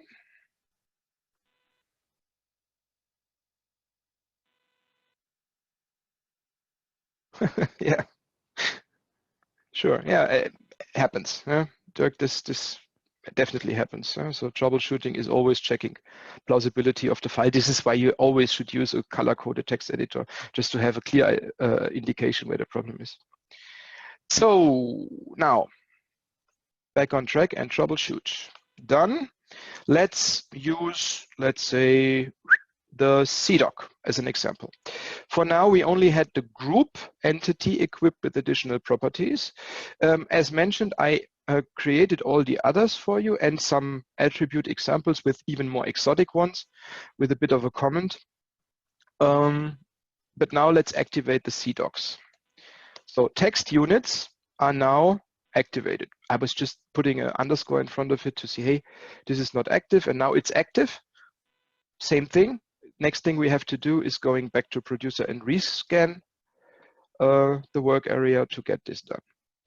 So let's just create something is now recalculating. So it's a bit lame. I create a text unit. No, before I rescan, this is what I forgot. So I refresh my work area, maybe in all the objects as well. So the entity descriptors are rewritten then. Maybe that's the point that made it slow right now. Calculating.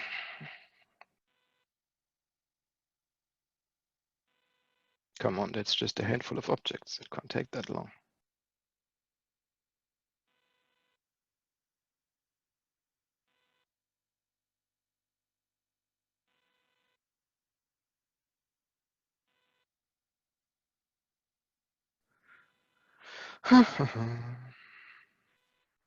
Anyone knows a good joke for the waiting time?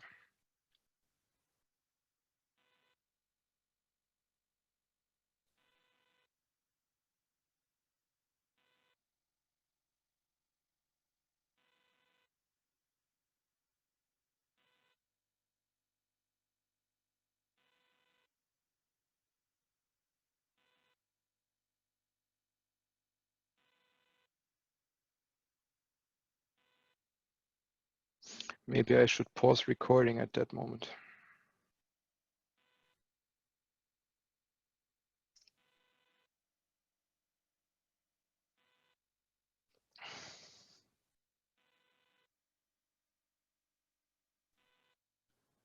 The worst thing you can do when it's really rescanning down to the single object is clicking somewhere. You really have to be patient, otherwise you will end up with an irresponsive producer. Okay, back on track. So I activated the additional properties of the CDoc, and producer is back. So now let's open the CDoc XML to see what additional properties are in the example file. There we go. Forget the part down here. We come back to that part later. That's a bit of an advanced functionality. Here we got a property that we haven't been in touch yet, which is called text multiline. And the text multiline I called test blah, blah, blah. Yeah, just a unique variable name. And here you see for that text multiline, for instance, you can set an additional property like lines that specifies the default height of the field in the form. Yeah? So you can foresee the height. You could add a width parameter that defines the width of the field in the form. So there's a lot of potential to customize things in a suitable way. But this is all more or less well documented in this example attributes file that I will send you. Again, we're gonna enhance this and really provide a proper documentation of all this soon. So we expect a text multiline property in here and some others that we're going to ignore for now. What I just want to show you is how to use the content of a variable in the context, the content of a property, of a variable in the actual content. There was one use case that we had in the listing in the beginning, which is making design independent from content. And that's especially important if you have a migration approach. There is a document management system, or there's structured text in Excel or whatever, and you want to take it over and convert it into usable files for an online help, for instance. So there is that one glossary that they already have. Yeah, and then this is something that you really can take into consideration. So first of all, to show you that approach, I'm copying the name of that variable here. All right. And then I go back to my producer and create, guess what? A CDoc, a text unit. The text unit is called my text unit 1. Type is standard, no, type is translation, because I played around with the translation info yesterday.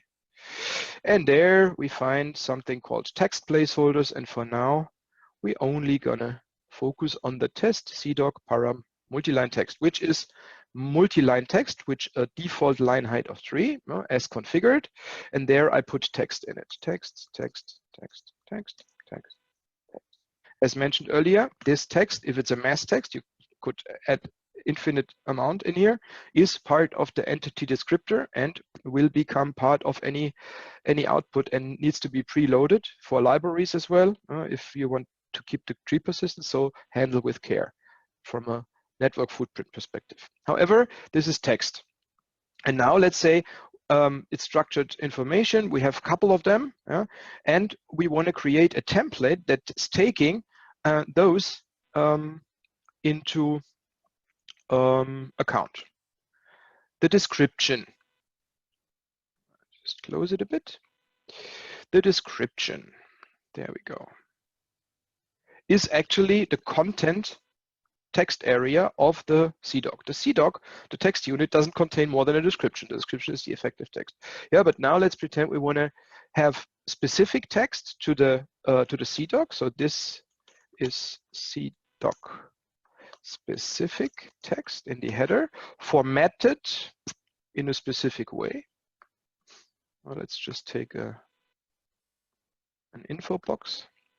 And then if existing, if provided, due to a workflow, due to an external migration, to do whatever, this text that is down there should be presented here.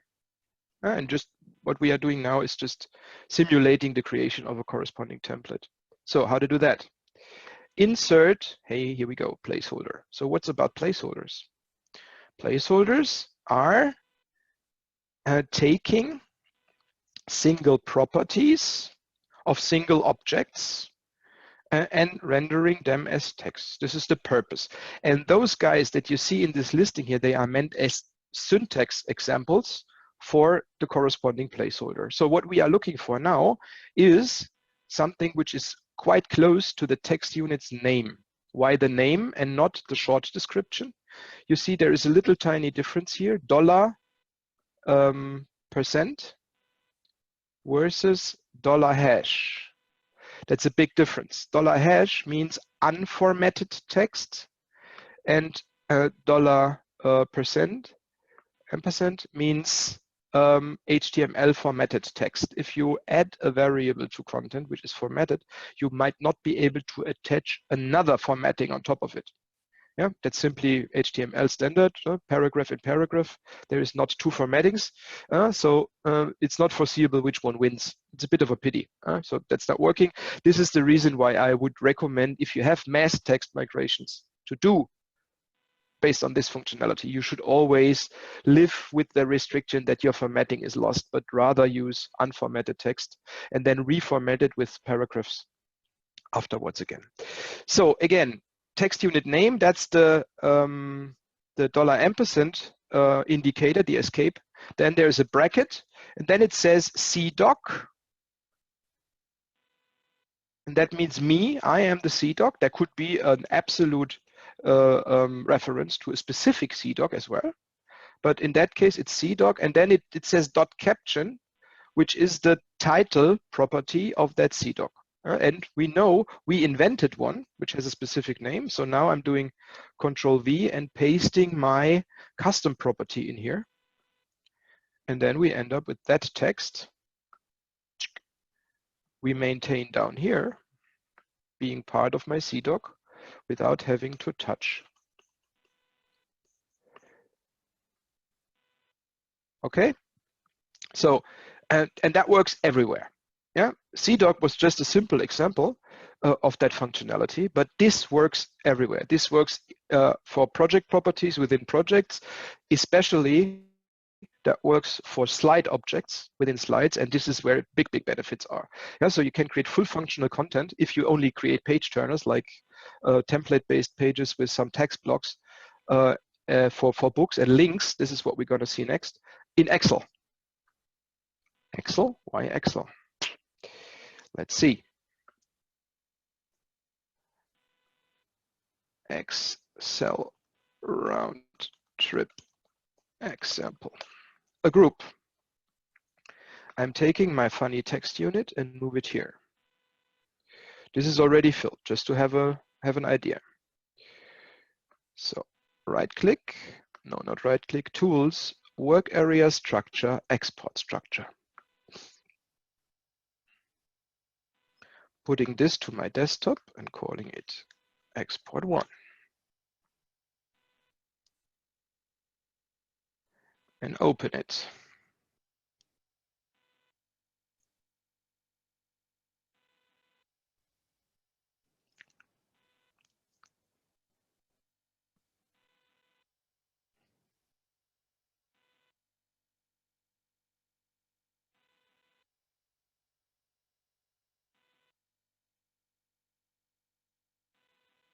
There we go. So our Excel round trip of that CDoc with that particular ID comes, if we go farther to the right, with all the custom properties that exist in that work area, even the ones that are not valid for that particular object type. This is the ones, by the way, that are marked with non-applicable with NA. This is where they are skipped. And then at the end, we're going to find our multi-line property somewhere. Here we go. That's the text. I believe you see the potential. Imagine you got, let's stay with the simple example of a custom built glossary of the customer with 400 objects in it. Asking them, how can we put that into track? How we can take advantage of this structured data that we have in our world. And the intention could be to deploy or deliver those single structured lines of Excel as single objects in an online help scenario, in a web assistant or a desktop assistant. Hey, that's the easiest to do so. You have your template created. You say this column appears here in the template, the other column appears there in the template, and then you might just create some kind of a smart Excel macro to import this, and then say I add, or small, I add something, and I take this UID as a template. So I take my example as a template because this is where the placeholders are in, and I give that thing a name, my next unit, and I go over to that mass text.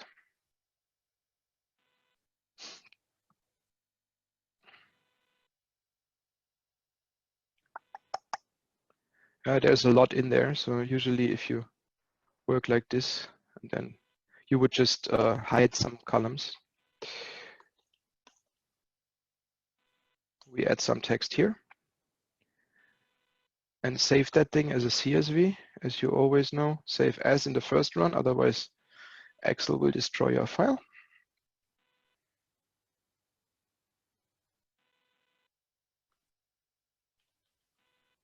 Import one as CSV, save. And now let's see. Oh, I forgot one important part. I need to define the hide switch and the language. No language, no import. And hidden is false. Oh, we don't need hidden anymore, obviously. So now I can save and close Excel again, because that really slows down everything right now. And now let's see. Tools, work area structure, import structure.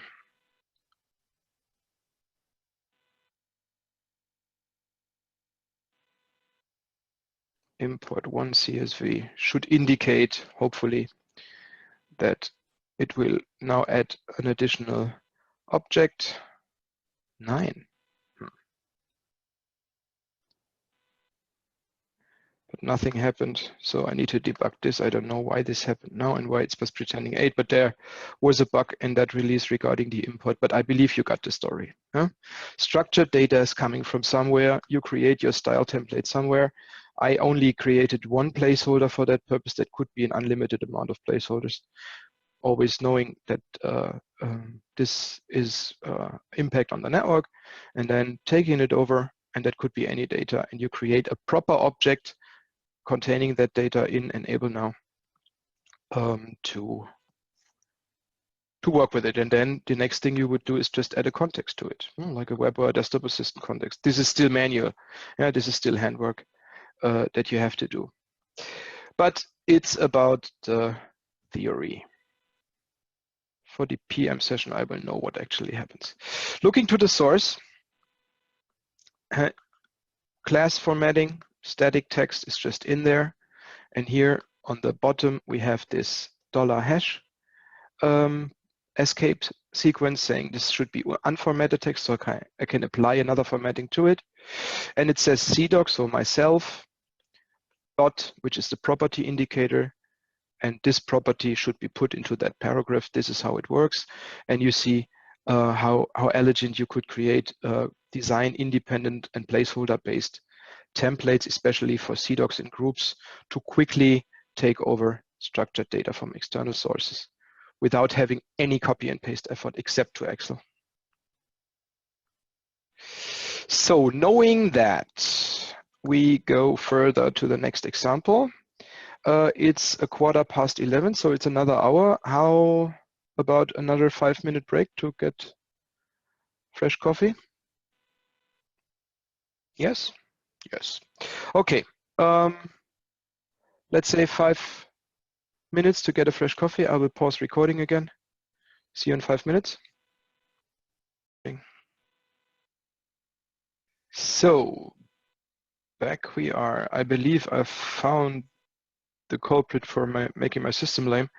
That was OneDrive driving the whole system crazy, so I just stopped it. Maybe that is something that increases performance a bit. So now we just saw how to take advantage of custom properties in variables. It's the same approach for all the other data types. We're going to go through the data type listing later, again as a summary. But be aware that please check how they are resolved. For instance, there is a custom property called image, which would be a beauty to use. To externalize not only texts but images as well, let's say, to the custom world. Guess how it's resolved? It's resolved as the file name of the image. Completely useless. So take care. Do not just predict what you would expect to happen. Try it before you use it. The Booleans, for instance, they are resolved as true and false. In the documentation, so in the code documentation, you will find some other properties that can help resolving things differently. But do not expect it to work as you would like it to work. Just try it beforehand and know that the text properties, all the kinds of text properties, text multiline, and text HTML are the ones that are basically tested throughout the whole suite, and are working everywhere, and all the others simply need to be tested. Okay, so next case. Now we come a bit to the more advanced stuff, going down to the resources and having a look at this. A template of a slide. This slide comes with 3 links. So to make that work, first of all, we have to we leave the CDoc active, have to activate the custom properties for the slide object. So adding the slide, just removing the underscore in front and opening it in text editor to show what it should do. Before we come back to our CDoc examples, is I added a parameter group called text placeholders to the object type slide, which is a book page. There is just a text again to play with. Again, limited or default 3 lines. And then we have pairs. There is a link property. I call them test slide parameter work area link 1. With properties, these properties I will explain in a second when we see what they do. And there is always a text belonging to that particular link, which is a result of a restriction of the usage of variables. So this link text, link text, link text is 6 properties at all underneath one multiline. And this is what we intend to use for a so-called smart template. Again, use case would be having structured data somewhere or having non-enable now trained authors somewhere that you want to probably equip with an Office template rather than with an enable now template to provide data. This is valid use cases for such examples. So back work area refresh, this time without objects to make it fast. And then we go to that template that I created and scroll down to our custom properties. And there we see the text placeholder section. And there we got text, text, slide, param, multiline, just dummy text. And there we got a link, which is empty, and a caption, which is preset with a default value, caption 1, caption 2, caption 3. All right. So let's see what they do. Try it out first. I'm creating a new slide. A new slide. This slide shall use that template. So this is my master copy of that template.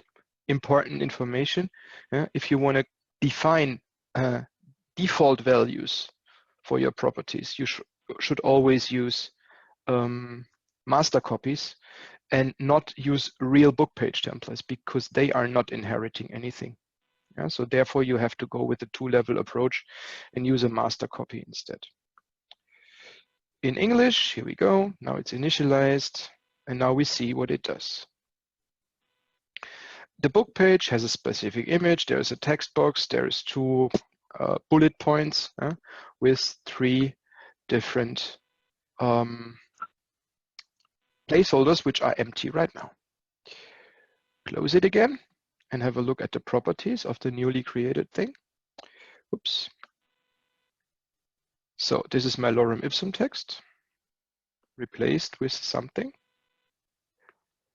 Hello, learner, please click the links provided to get more information.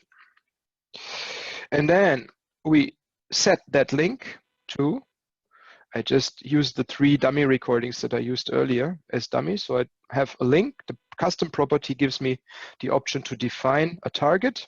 That target could be anything, a free link, an external file, whatever. And this is actually what those parameters do that I said I will explain later. Current object, work area, insert file. That's this. Content and assets. Content is me and work area. Assets is external. This is how that works. But to get further here or in detail here, please refer to that test document that I added to the package. There, all of those parameters are well explained. Okay, so that is a demo link to the first one. That is a demo link, let's say, to the second one. And that is a practice link to the third one. And then we have our text and the captions is, and that's the disadvantage. Another takeaway, placeholders cannot be nested into each other. So just based upon the link property, I cannot resolve the caption of this thing. It's a pity. So this is a redundancy. I have to fill this either manually or have the option to create something custom for me. So however, the caption placeholder is independent. So just fill something in here, blah, and this the third caption would be and then have a look at this from the perspective of the learner. So I play that book page back, just having touched the outside of it. I've never did any work inside of the book page. So there is a standard template. It could be one, could be many, obviously. There is a text box well formatted where my mass text ends up in. There is those 3 bullet thingies, and there is the link, and the link actually points to the demo mode of the corresponding recording. All right? Demo of the corresponding recording and practice of the corresponding recording. Click insert. So we created a full functional book page just based on data that lives outside of it. You would not do that for newly created content, but you see the potential if you have content listed or structured somewhere outside. Yeah? Just to take the whole thing over via Excel and then have full functional content living in Enable now. So let's have a closer look to the instance as such to see how that actually works. This is obvious. That's the same we did all the time. So going in there and seeing the source gives us an idea. As simple as that. One paragraph of text using the $& escape. That means unformatted text, pointing to the slide itself, dot, and then the name of the property that should be displayed in here, which, just to compare, is this one, the multi-line text, the first one in our form. That's here. And now comes the tricky part. Going in here, looking at the source. This is a link with our internal link JavaScript function, as you always see when you have links, that opens with a bracket, and within we will find the UID of the link property, which is resolved as a UID, and this UID within that JavaScript will contain a full functional link. And the caption, which is coming after the ending tag of the link as such, contains, again, $#, the corresponding caption. And this is the limitation I was mentioning. It would be nice if we could somehow nest them into each other and resolve the name of it just by using the UID, but that's not possible. So that's restricted to one level. So there currently at least is no nesting. So this is the reason why we need 2 levels of references in here. If this was too complex, so again, link, the link and the corresponding caption is a text used in here. Maybe this is better to read. In the same way, the link as the inner part of our link function and the caption as the actual text the link is put on top ends with this approach. In the slide deck,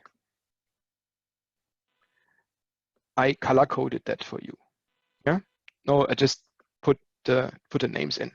So there is an example again where you see how that was created, and I believe this together with the concrete example in that example deck will give you an idea. Yeah, always consider those things not as really working functional examples. You see, this is I did not spend much time in design here. It's just to give you an idea about the potential and the functionality as such. So this is really the advanced way of automating things. And if you have a certain creativity in the project and you have a migration issue or a migration request of the customer, always keep that in the back of your mind. This could save you ages. That can save you weeks of work. if you really are able to structure your content source in a specific way that makes it importable for us from a through either Excel or through a procedure that creates the objects on file system, because effectively the only thing that needs to be tackled here is the entity descriptor, and that's just an XML file that could be written by anybody. Yeah? So this is not rocket science, and you see the potentials here. This self-filling book page templates like those took with the fun in the customization training, where we talk about the templates for the single non-book page objects. Just as a reminder, talking about, where are they? Book reader templates, talking about those guys, yeah, where you can create single book page templates that interpret specific other objects, like the new media objects, especially video, audio. You can easily create full working rich media content without even having to train the book page editor. If this is highly standardized, you just put stuff together and interpret them based on the templates used and the properties requested for the single objects. Okie dokie. So finally, another one, conditionals. We heard about using specializations when we talked about the colored folders, and I believe you know, or you understood the benefit to really declare I have a specific purpose, so I look different and I ask for other information. That's clear. In some cases, or for some object type, this is not possible, and nevertheless, we can be conditional. And therefore, we now have a closer look to the CDocs properties again, but the second section that I was pointing to earlier, that I said we skip. So let's see. Let's first see how it works. This is my standard multi-line property that I put in here that is used in the box here. Yeah, so this is where this is used. All right. And there is a thingy I called decision switch, and I said the decision is no. What could be a valid use case for that? Huh? Is this a restricted information? No. I say yes, it is a confidential information, and then something happens. What happens? An additional property appears. And that could have a default value saying, dear Mr. Author, you decided that this is restricted. Explain me why. This is restricted to the board. And then this information appears here. From a template perspective, it's the same approach as we used before.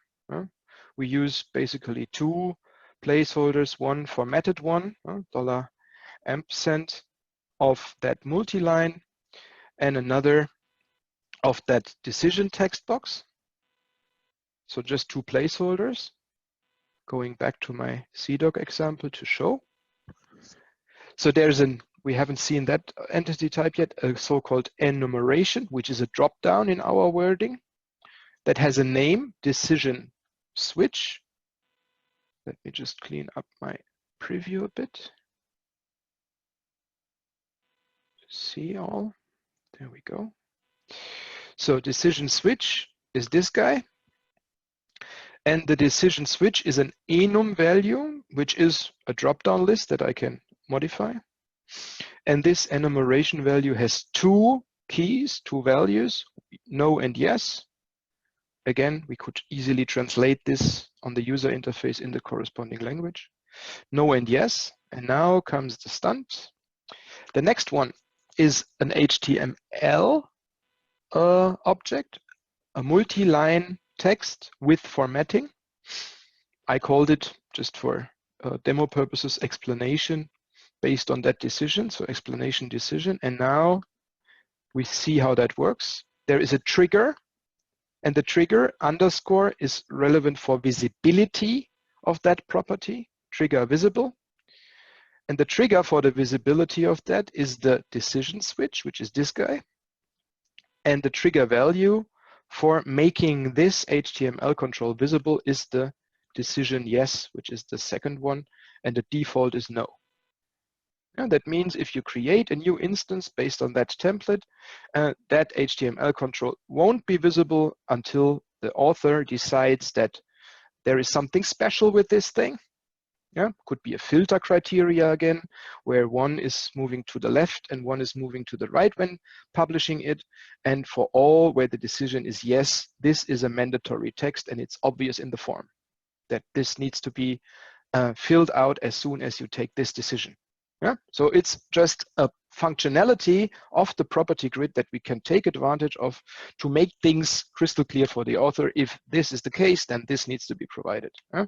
And that could be any further. Yeah, you see, this is a proper example, very simple to create scenarios like this. There is another one down here, which is another decision here. Yeah, I just scroll this up because I believe this is a bit stuck too much to the bottom. Like this. Another decision, and this is a Boolean, a tick mark, and you see the explanation down here is inactive. It's not editable. I can't do anything in here. So how is that done? Because activating it makes it editable. Now I can enter. Same approach. The Boolean is called another decision, and here we have another trigger. The trigger is now not a visibility trigger. The trigger now has a type called disable. That means it's disabled if the trigger value is 0, which is the default value of the Boolean. Yeah? So same approach, but it's initially visible, but not editable before you explicitly say, yes, I want this to happen. Yeah? The use case could be exactly the same as mentioned before. Yeah? This could be a filter criteria, and if you publish or view something based upon that filter criteria, this property below becomes mandatory if this is true, but is not mandatory if this is false. Always take care, it stays. Yeah? I told you, it's not something that is really reflected in the data model. No? So if it's once filled, it's filled, and switching it off would still lead to the fact that it's there. Yeah? So there you need to take care. But in combination of both, you have all possibilities. So the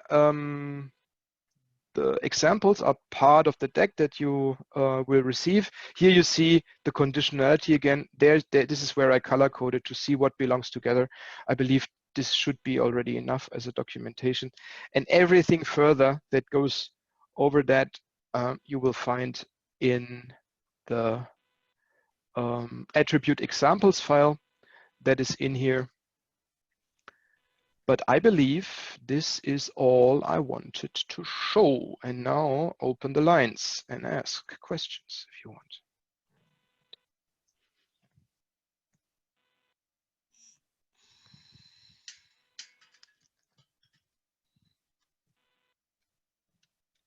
Silence.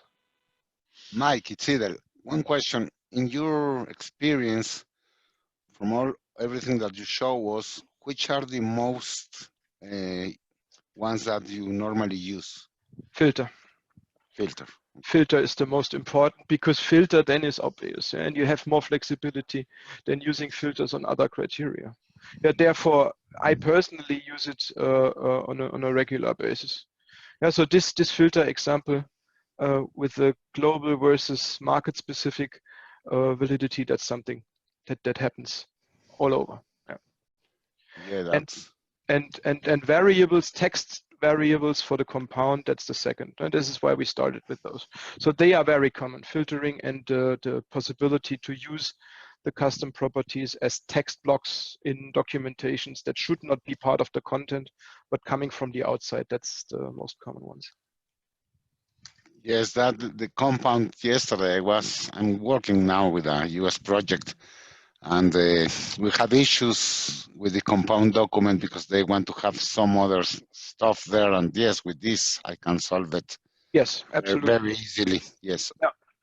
Yeah, and you can avoid to abusing standard properties for certain specific purposes.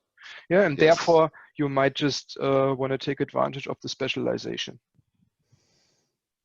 Okay, thanks. So, any further questions? You have in the chat a few questions, I think. From Dirk. The link property, content asset. Okay. Let's have a look again at our descriptor, where we have the slide. So, content and asset, that one, means if we maintain a link like this, where is my example gone? There. Setting that link comes with this part, current and work area, which is reflected by content. So having access to the content. And asset means you could add an additional asset by that link, by insert file. So this button will be activated by this. And to be honest, if the question is how to get the free link configured here, I don't know. I just forgot to find it out, but I will and post it to Jam. So there could be 3. Most likely, even it could be free, but making one mistake will make the parser fail. So I will not try out. And then you would have the free link option here as well. So this is possible as well. To have the full idea of what is possible, always keep in mind that what we do here with the custom properties is the same language as the standard forms of producer are created as well. Yeah, so that's the common language. There are 2 files that you can take into consideration as cheat sheets for now, till we have a proper valid documentation for that feature set. One is the trainer resource, the trainer parameters. So if you go down to the trainer resource and open the trainer resource in Explorer, you will find the trainer params, the trainer parameter translation files here. And on the bottom, you have the trainer params XML. So, and there you see, this is just the same thing. And all relations and all properties of all those things can be just sneak previewed here. And this form that is created, called trainer config, is reflected in the settings. So this trainer global control bar orientation, going back, is this orientation. So the first property here is the first property in the trainer config. Yeah? And if you have a feature in here that you probably want to use in your custom properties, this is the way to find out how that was actually done. So this shows the defaults, this shows conditional visibility. What's that, by the way? Forgot to mention that. Visibility conditional means only visible in advanced layout. That's possible in ours as well, and so on. Yeah, so this is one good source of info, how that works. And the other is the headers XML of the macro set. Standard macro set, open folder, and there we're going to find another file of that kind called headers XML. And that's all the properties of the single objects in the editor. Same approach, looking same, yeah, exactly the same thing. Has variables, but that's the properties that you will find in the project editor per object, and this is good for getting an idea about the functionality and how it's actually used in the default of the tool. Headers and trainer params XML. Things you should know. Dirk, okay? Yeah, that was great. Thank you. All right, ladies and gentlemen, any further questions? Hi, Mike. Caroline here. Hey. You mentioned when you used the book page with the links and the custom property, the text, multi-lines, yes, etc. You used a book page and not a book page template. Yes. Is it that the custom properties are not taken over? Yes. If you want to use defaults and you want to initialize your values, yeah? We talked about initialization. It is initialized as soon as it is used. Yeah, so this is especially for testing. If you have a Boolean and you want to test against the Boolean being false, in that case, if you create your book page upon a real template and the Boolean is not false, it is still undefined. It's null. It's not there. It's not touched. That's what would happen if you would use a real book page template.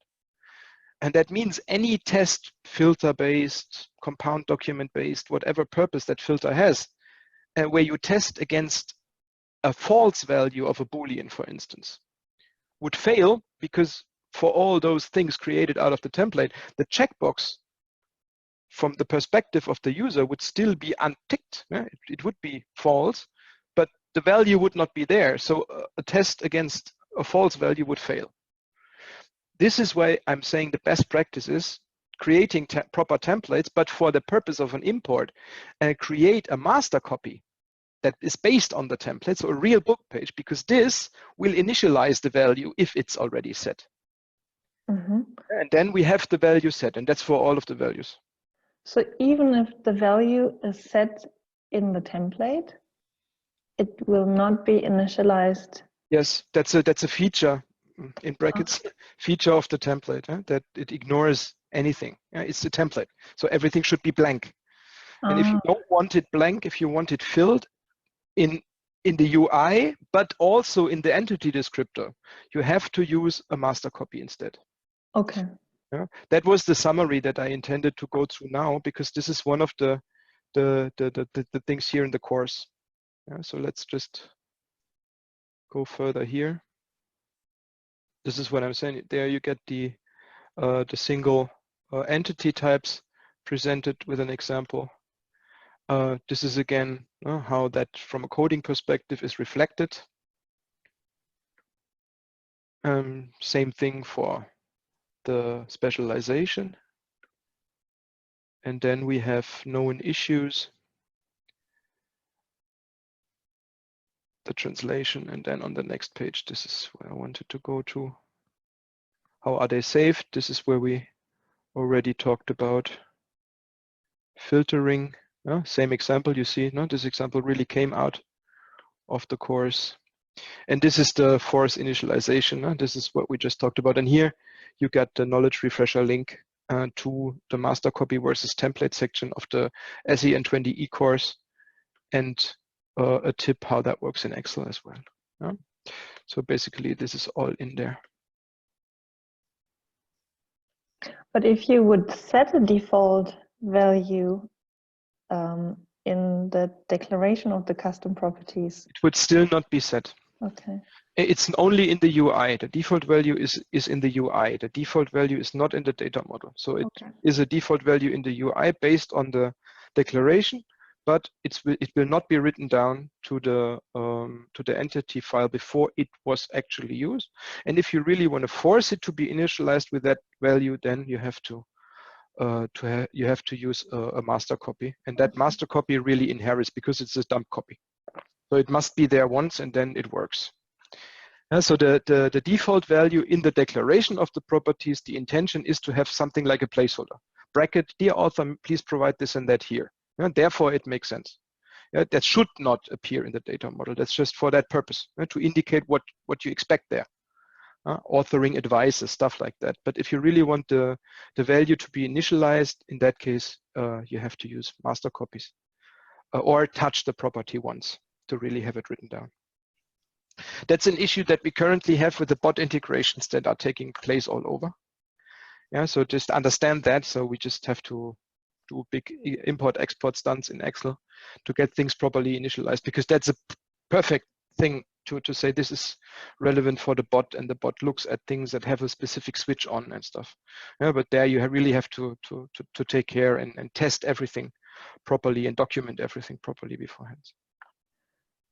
Can you show us, you said in the beginning that if the value is not initialized, and I thought a default declaration in the custom properties would actually initialize the value, but it is not.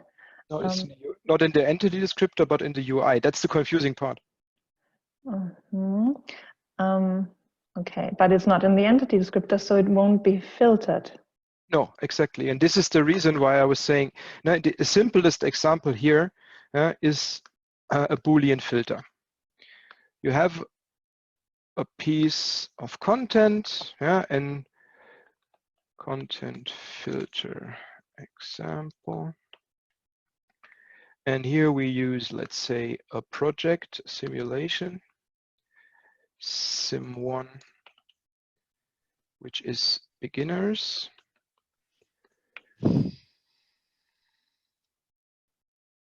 So come on, get lost. Yes.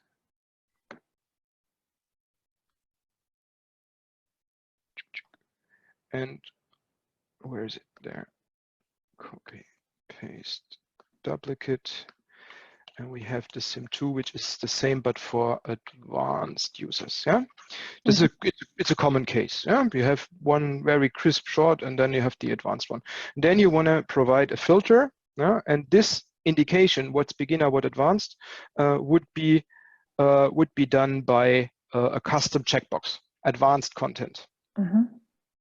If you would initialize the standard as beginner and the advanced as false, you could create your filter based upon a test saying, show me everything where advanced is false.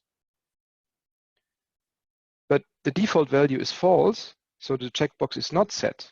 But the variable will not be initialized until it once was true and then switched off again. That's the moment in time where that variable appears in the entity descriptor and will be relevant for filtering. So in that case, what you would create is not a filter that tests against false. You would create a filter that says a specific Boolean. Let's use, it's hidden in here, I don't know. Let's use the company one. Yeah, that one is not, does not contain for Booleans equals is not false, is not true. Yeah, because if it's not true, it's either null or false. That's the kicker. Yeah, it's not. And then it works in any case. Then it doesn't even have to be initialized. But if you test against it is false, you will lose all of them that are not initialized yet.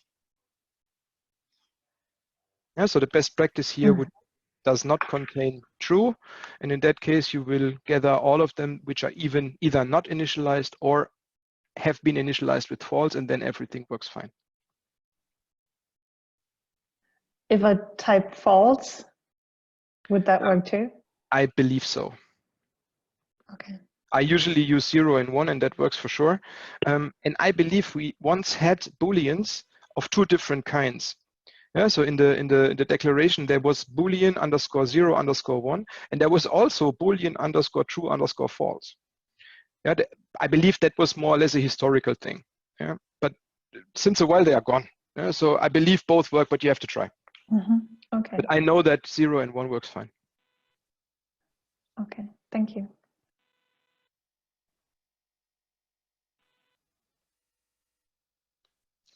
Any further comments, questions, requests?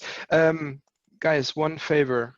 Since we now come to the point where this is becoming part of the delivery documents for the new service, I would be happy if I could have consolidated requests for what you would expect there. Yeah? So how deep should the delivery document go, etc. So any feedback regarding what you would expect in the delivery documents for the new service framework for such advanced topics, yeah, extremely helpful.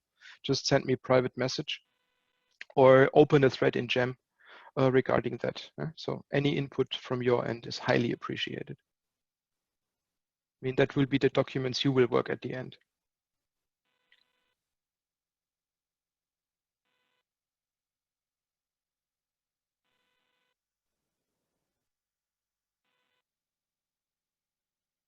So, okay, sorry.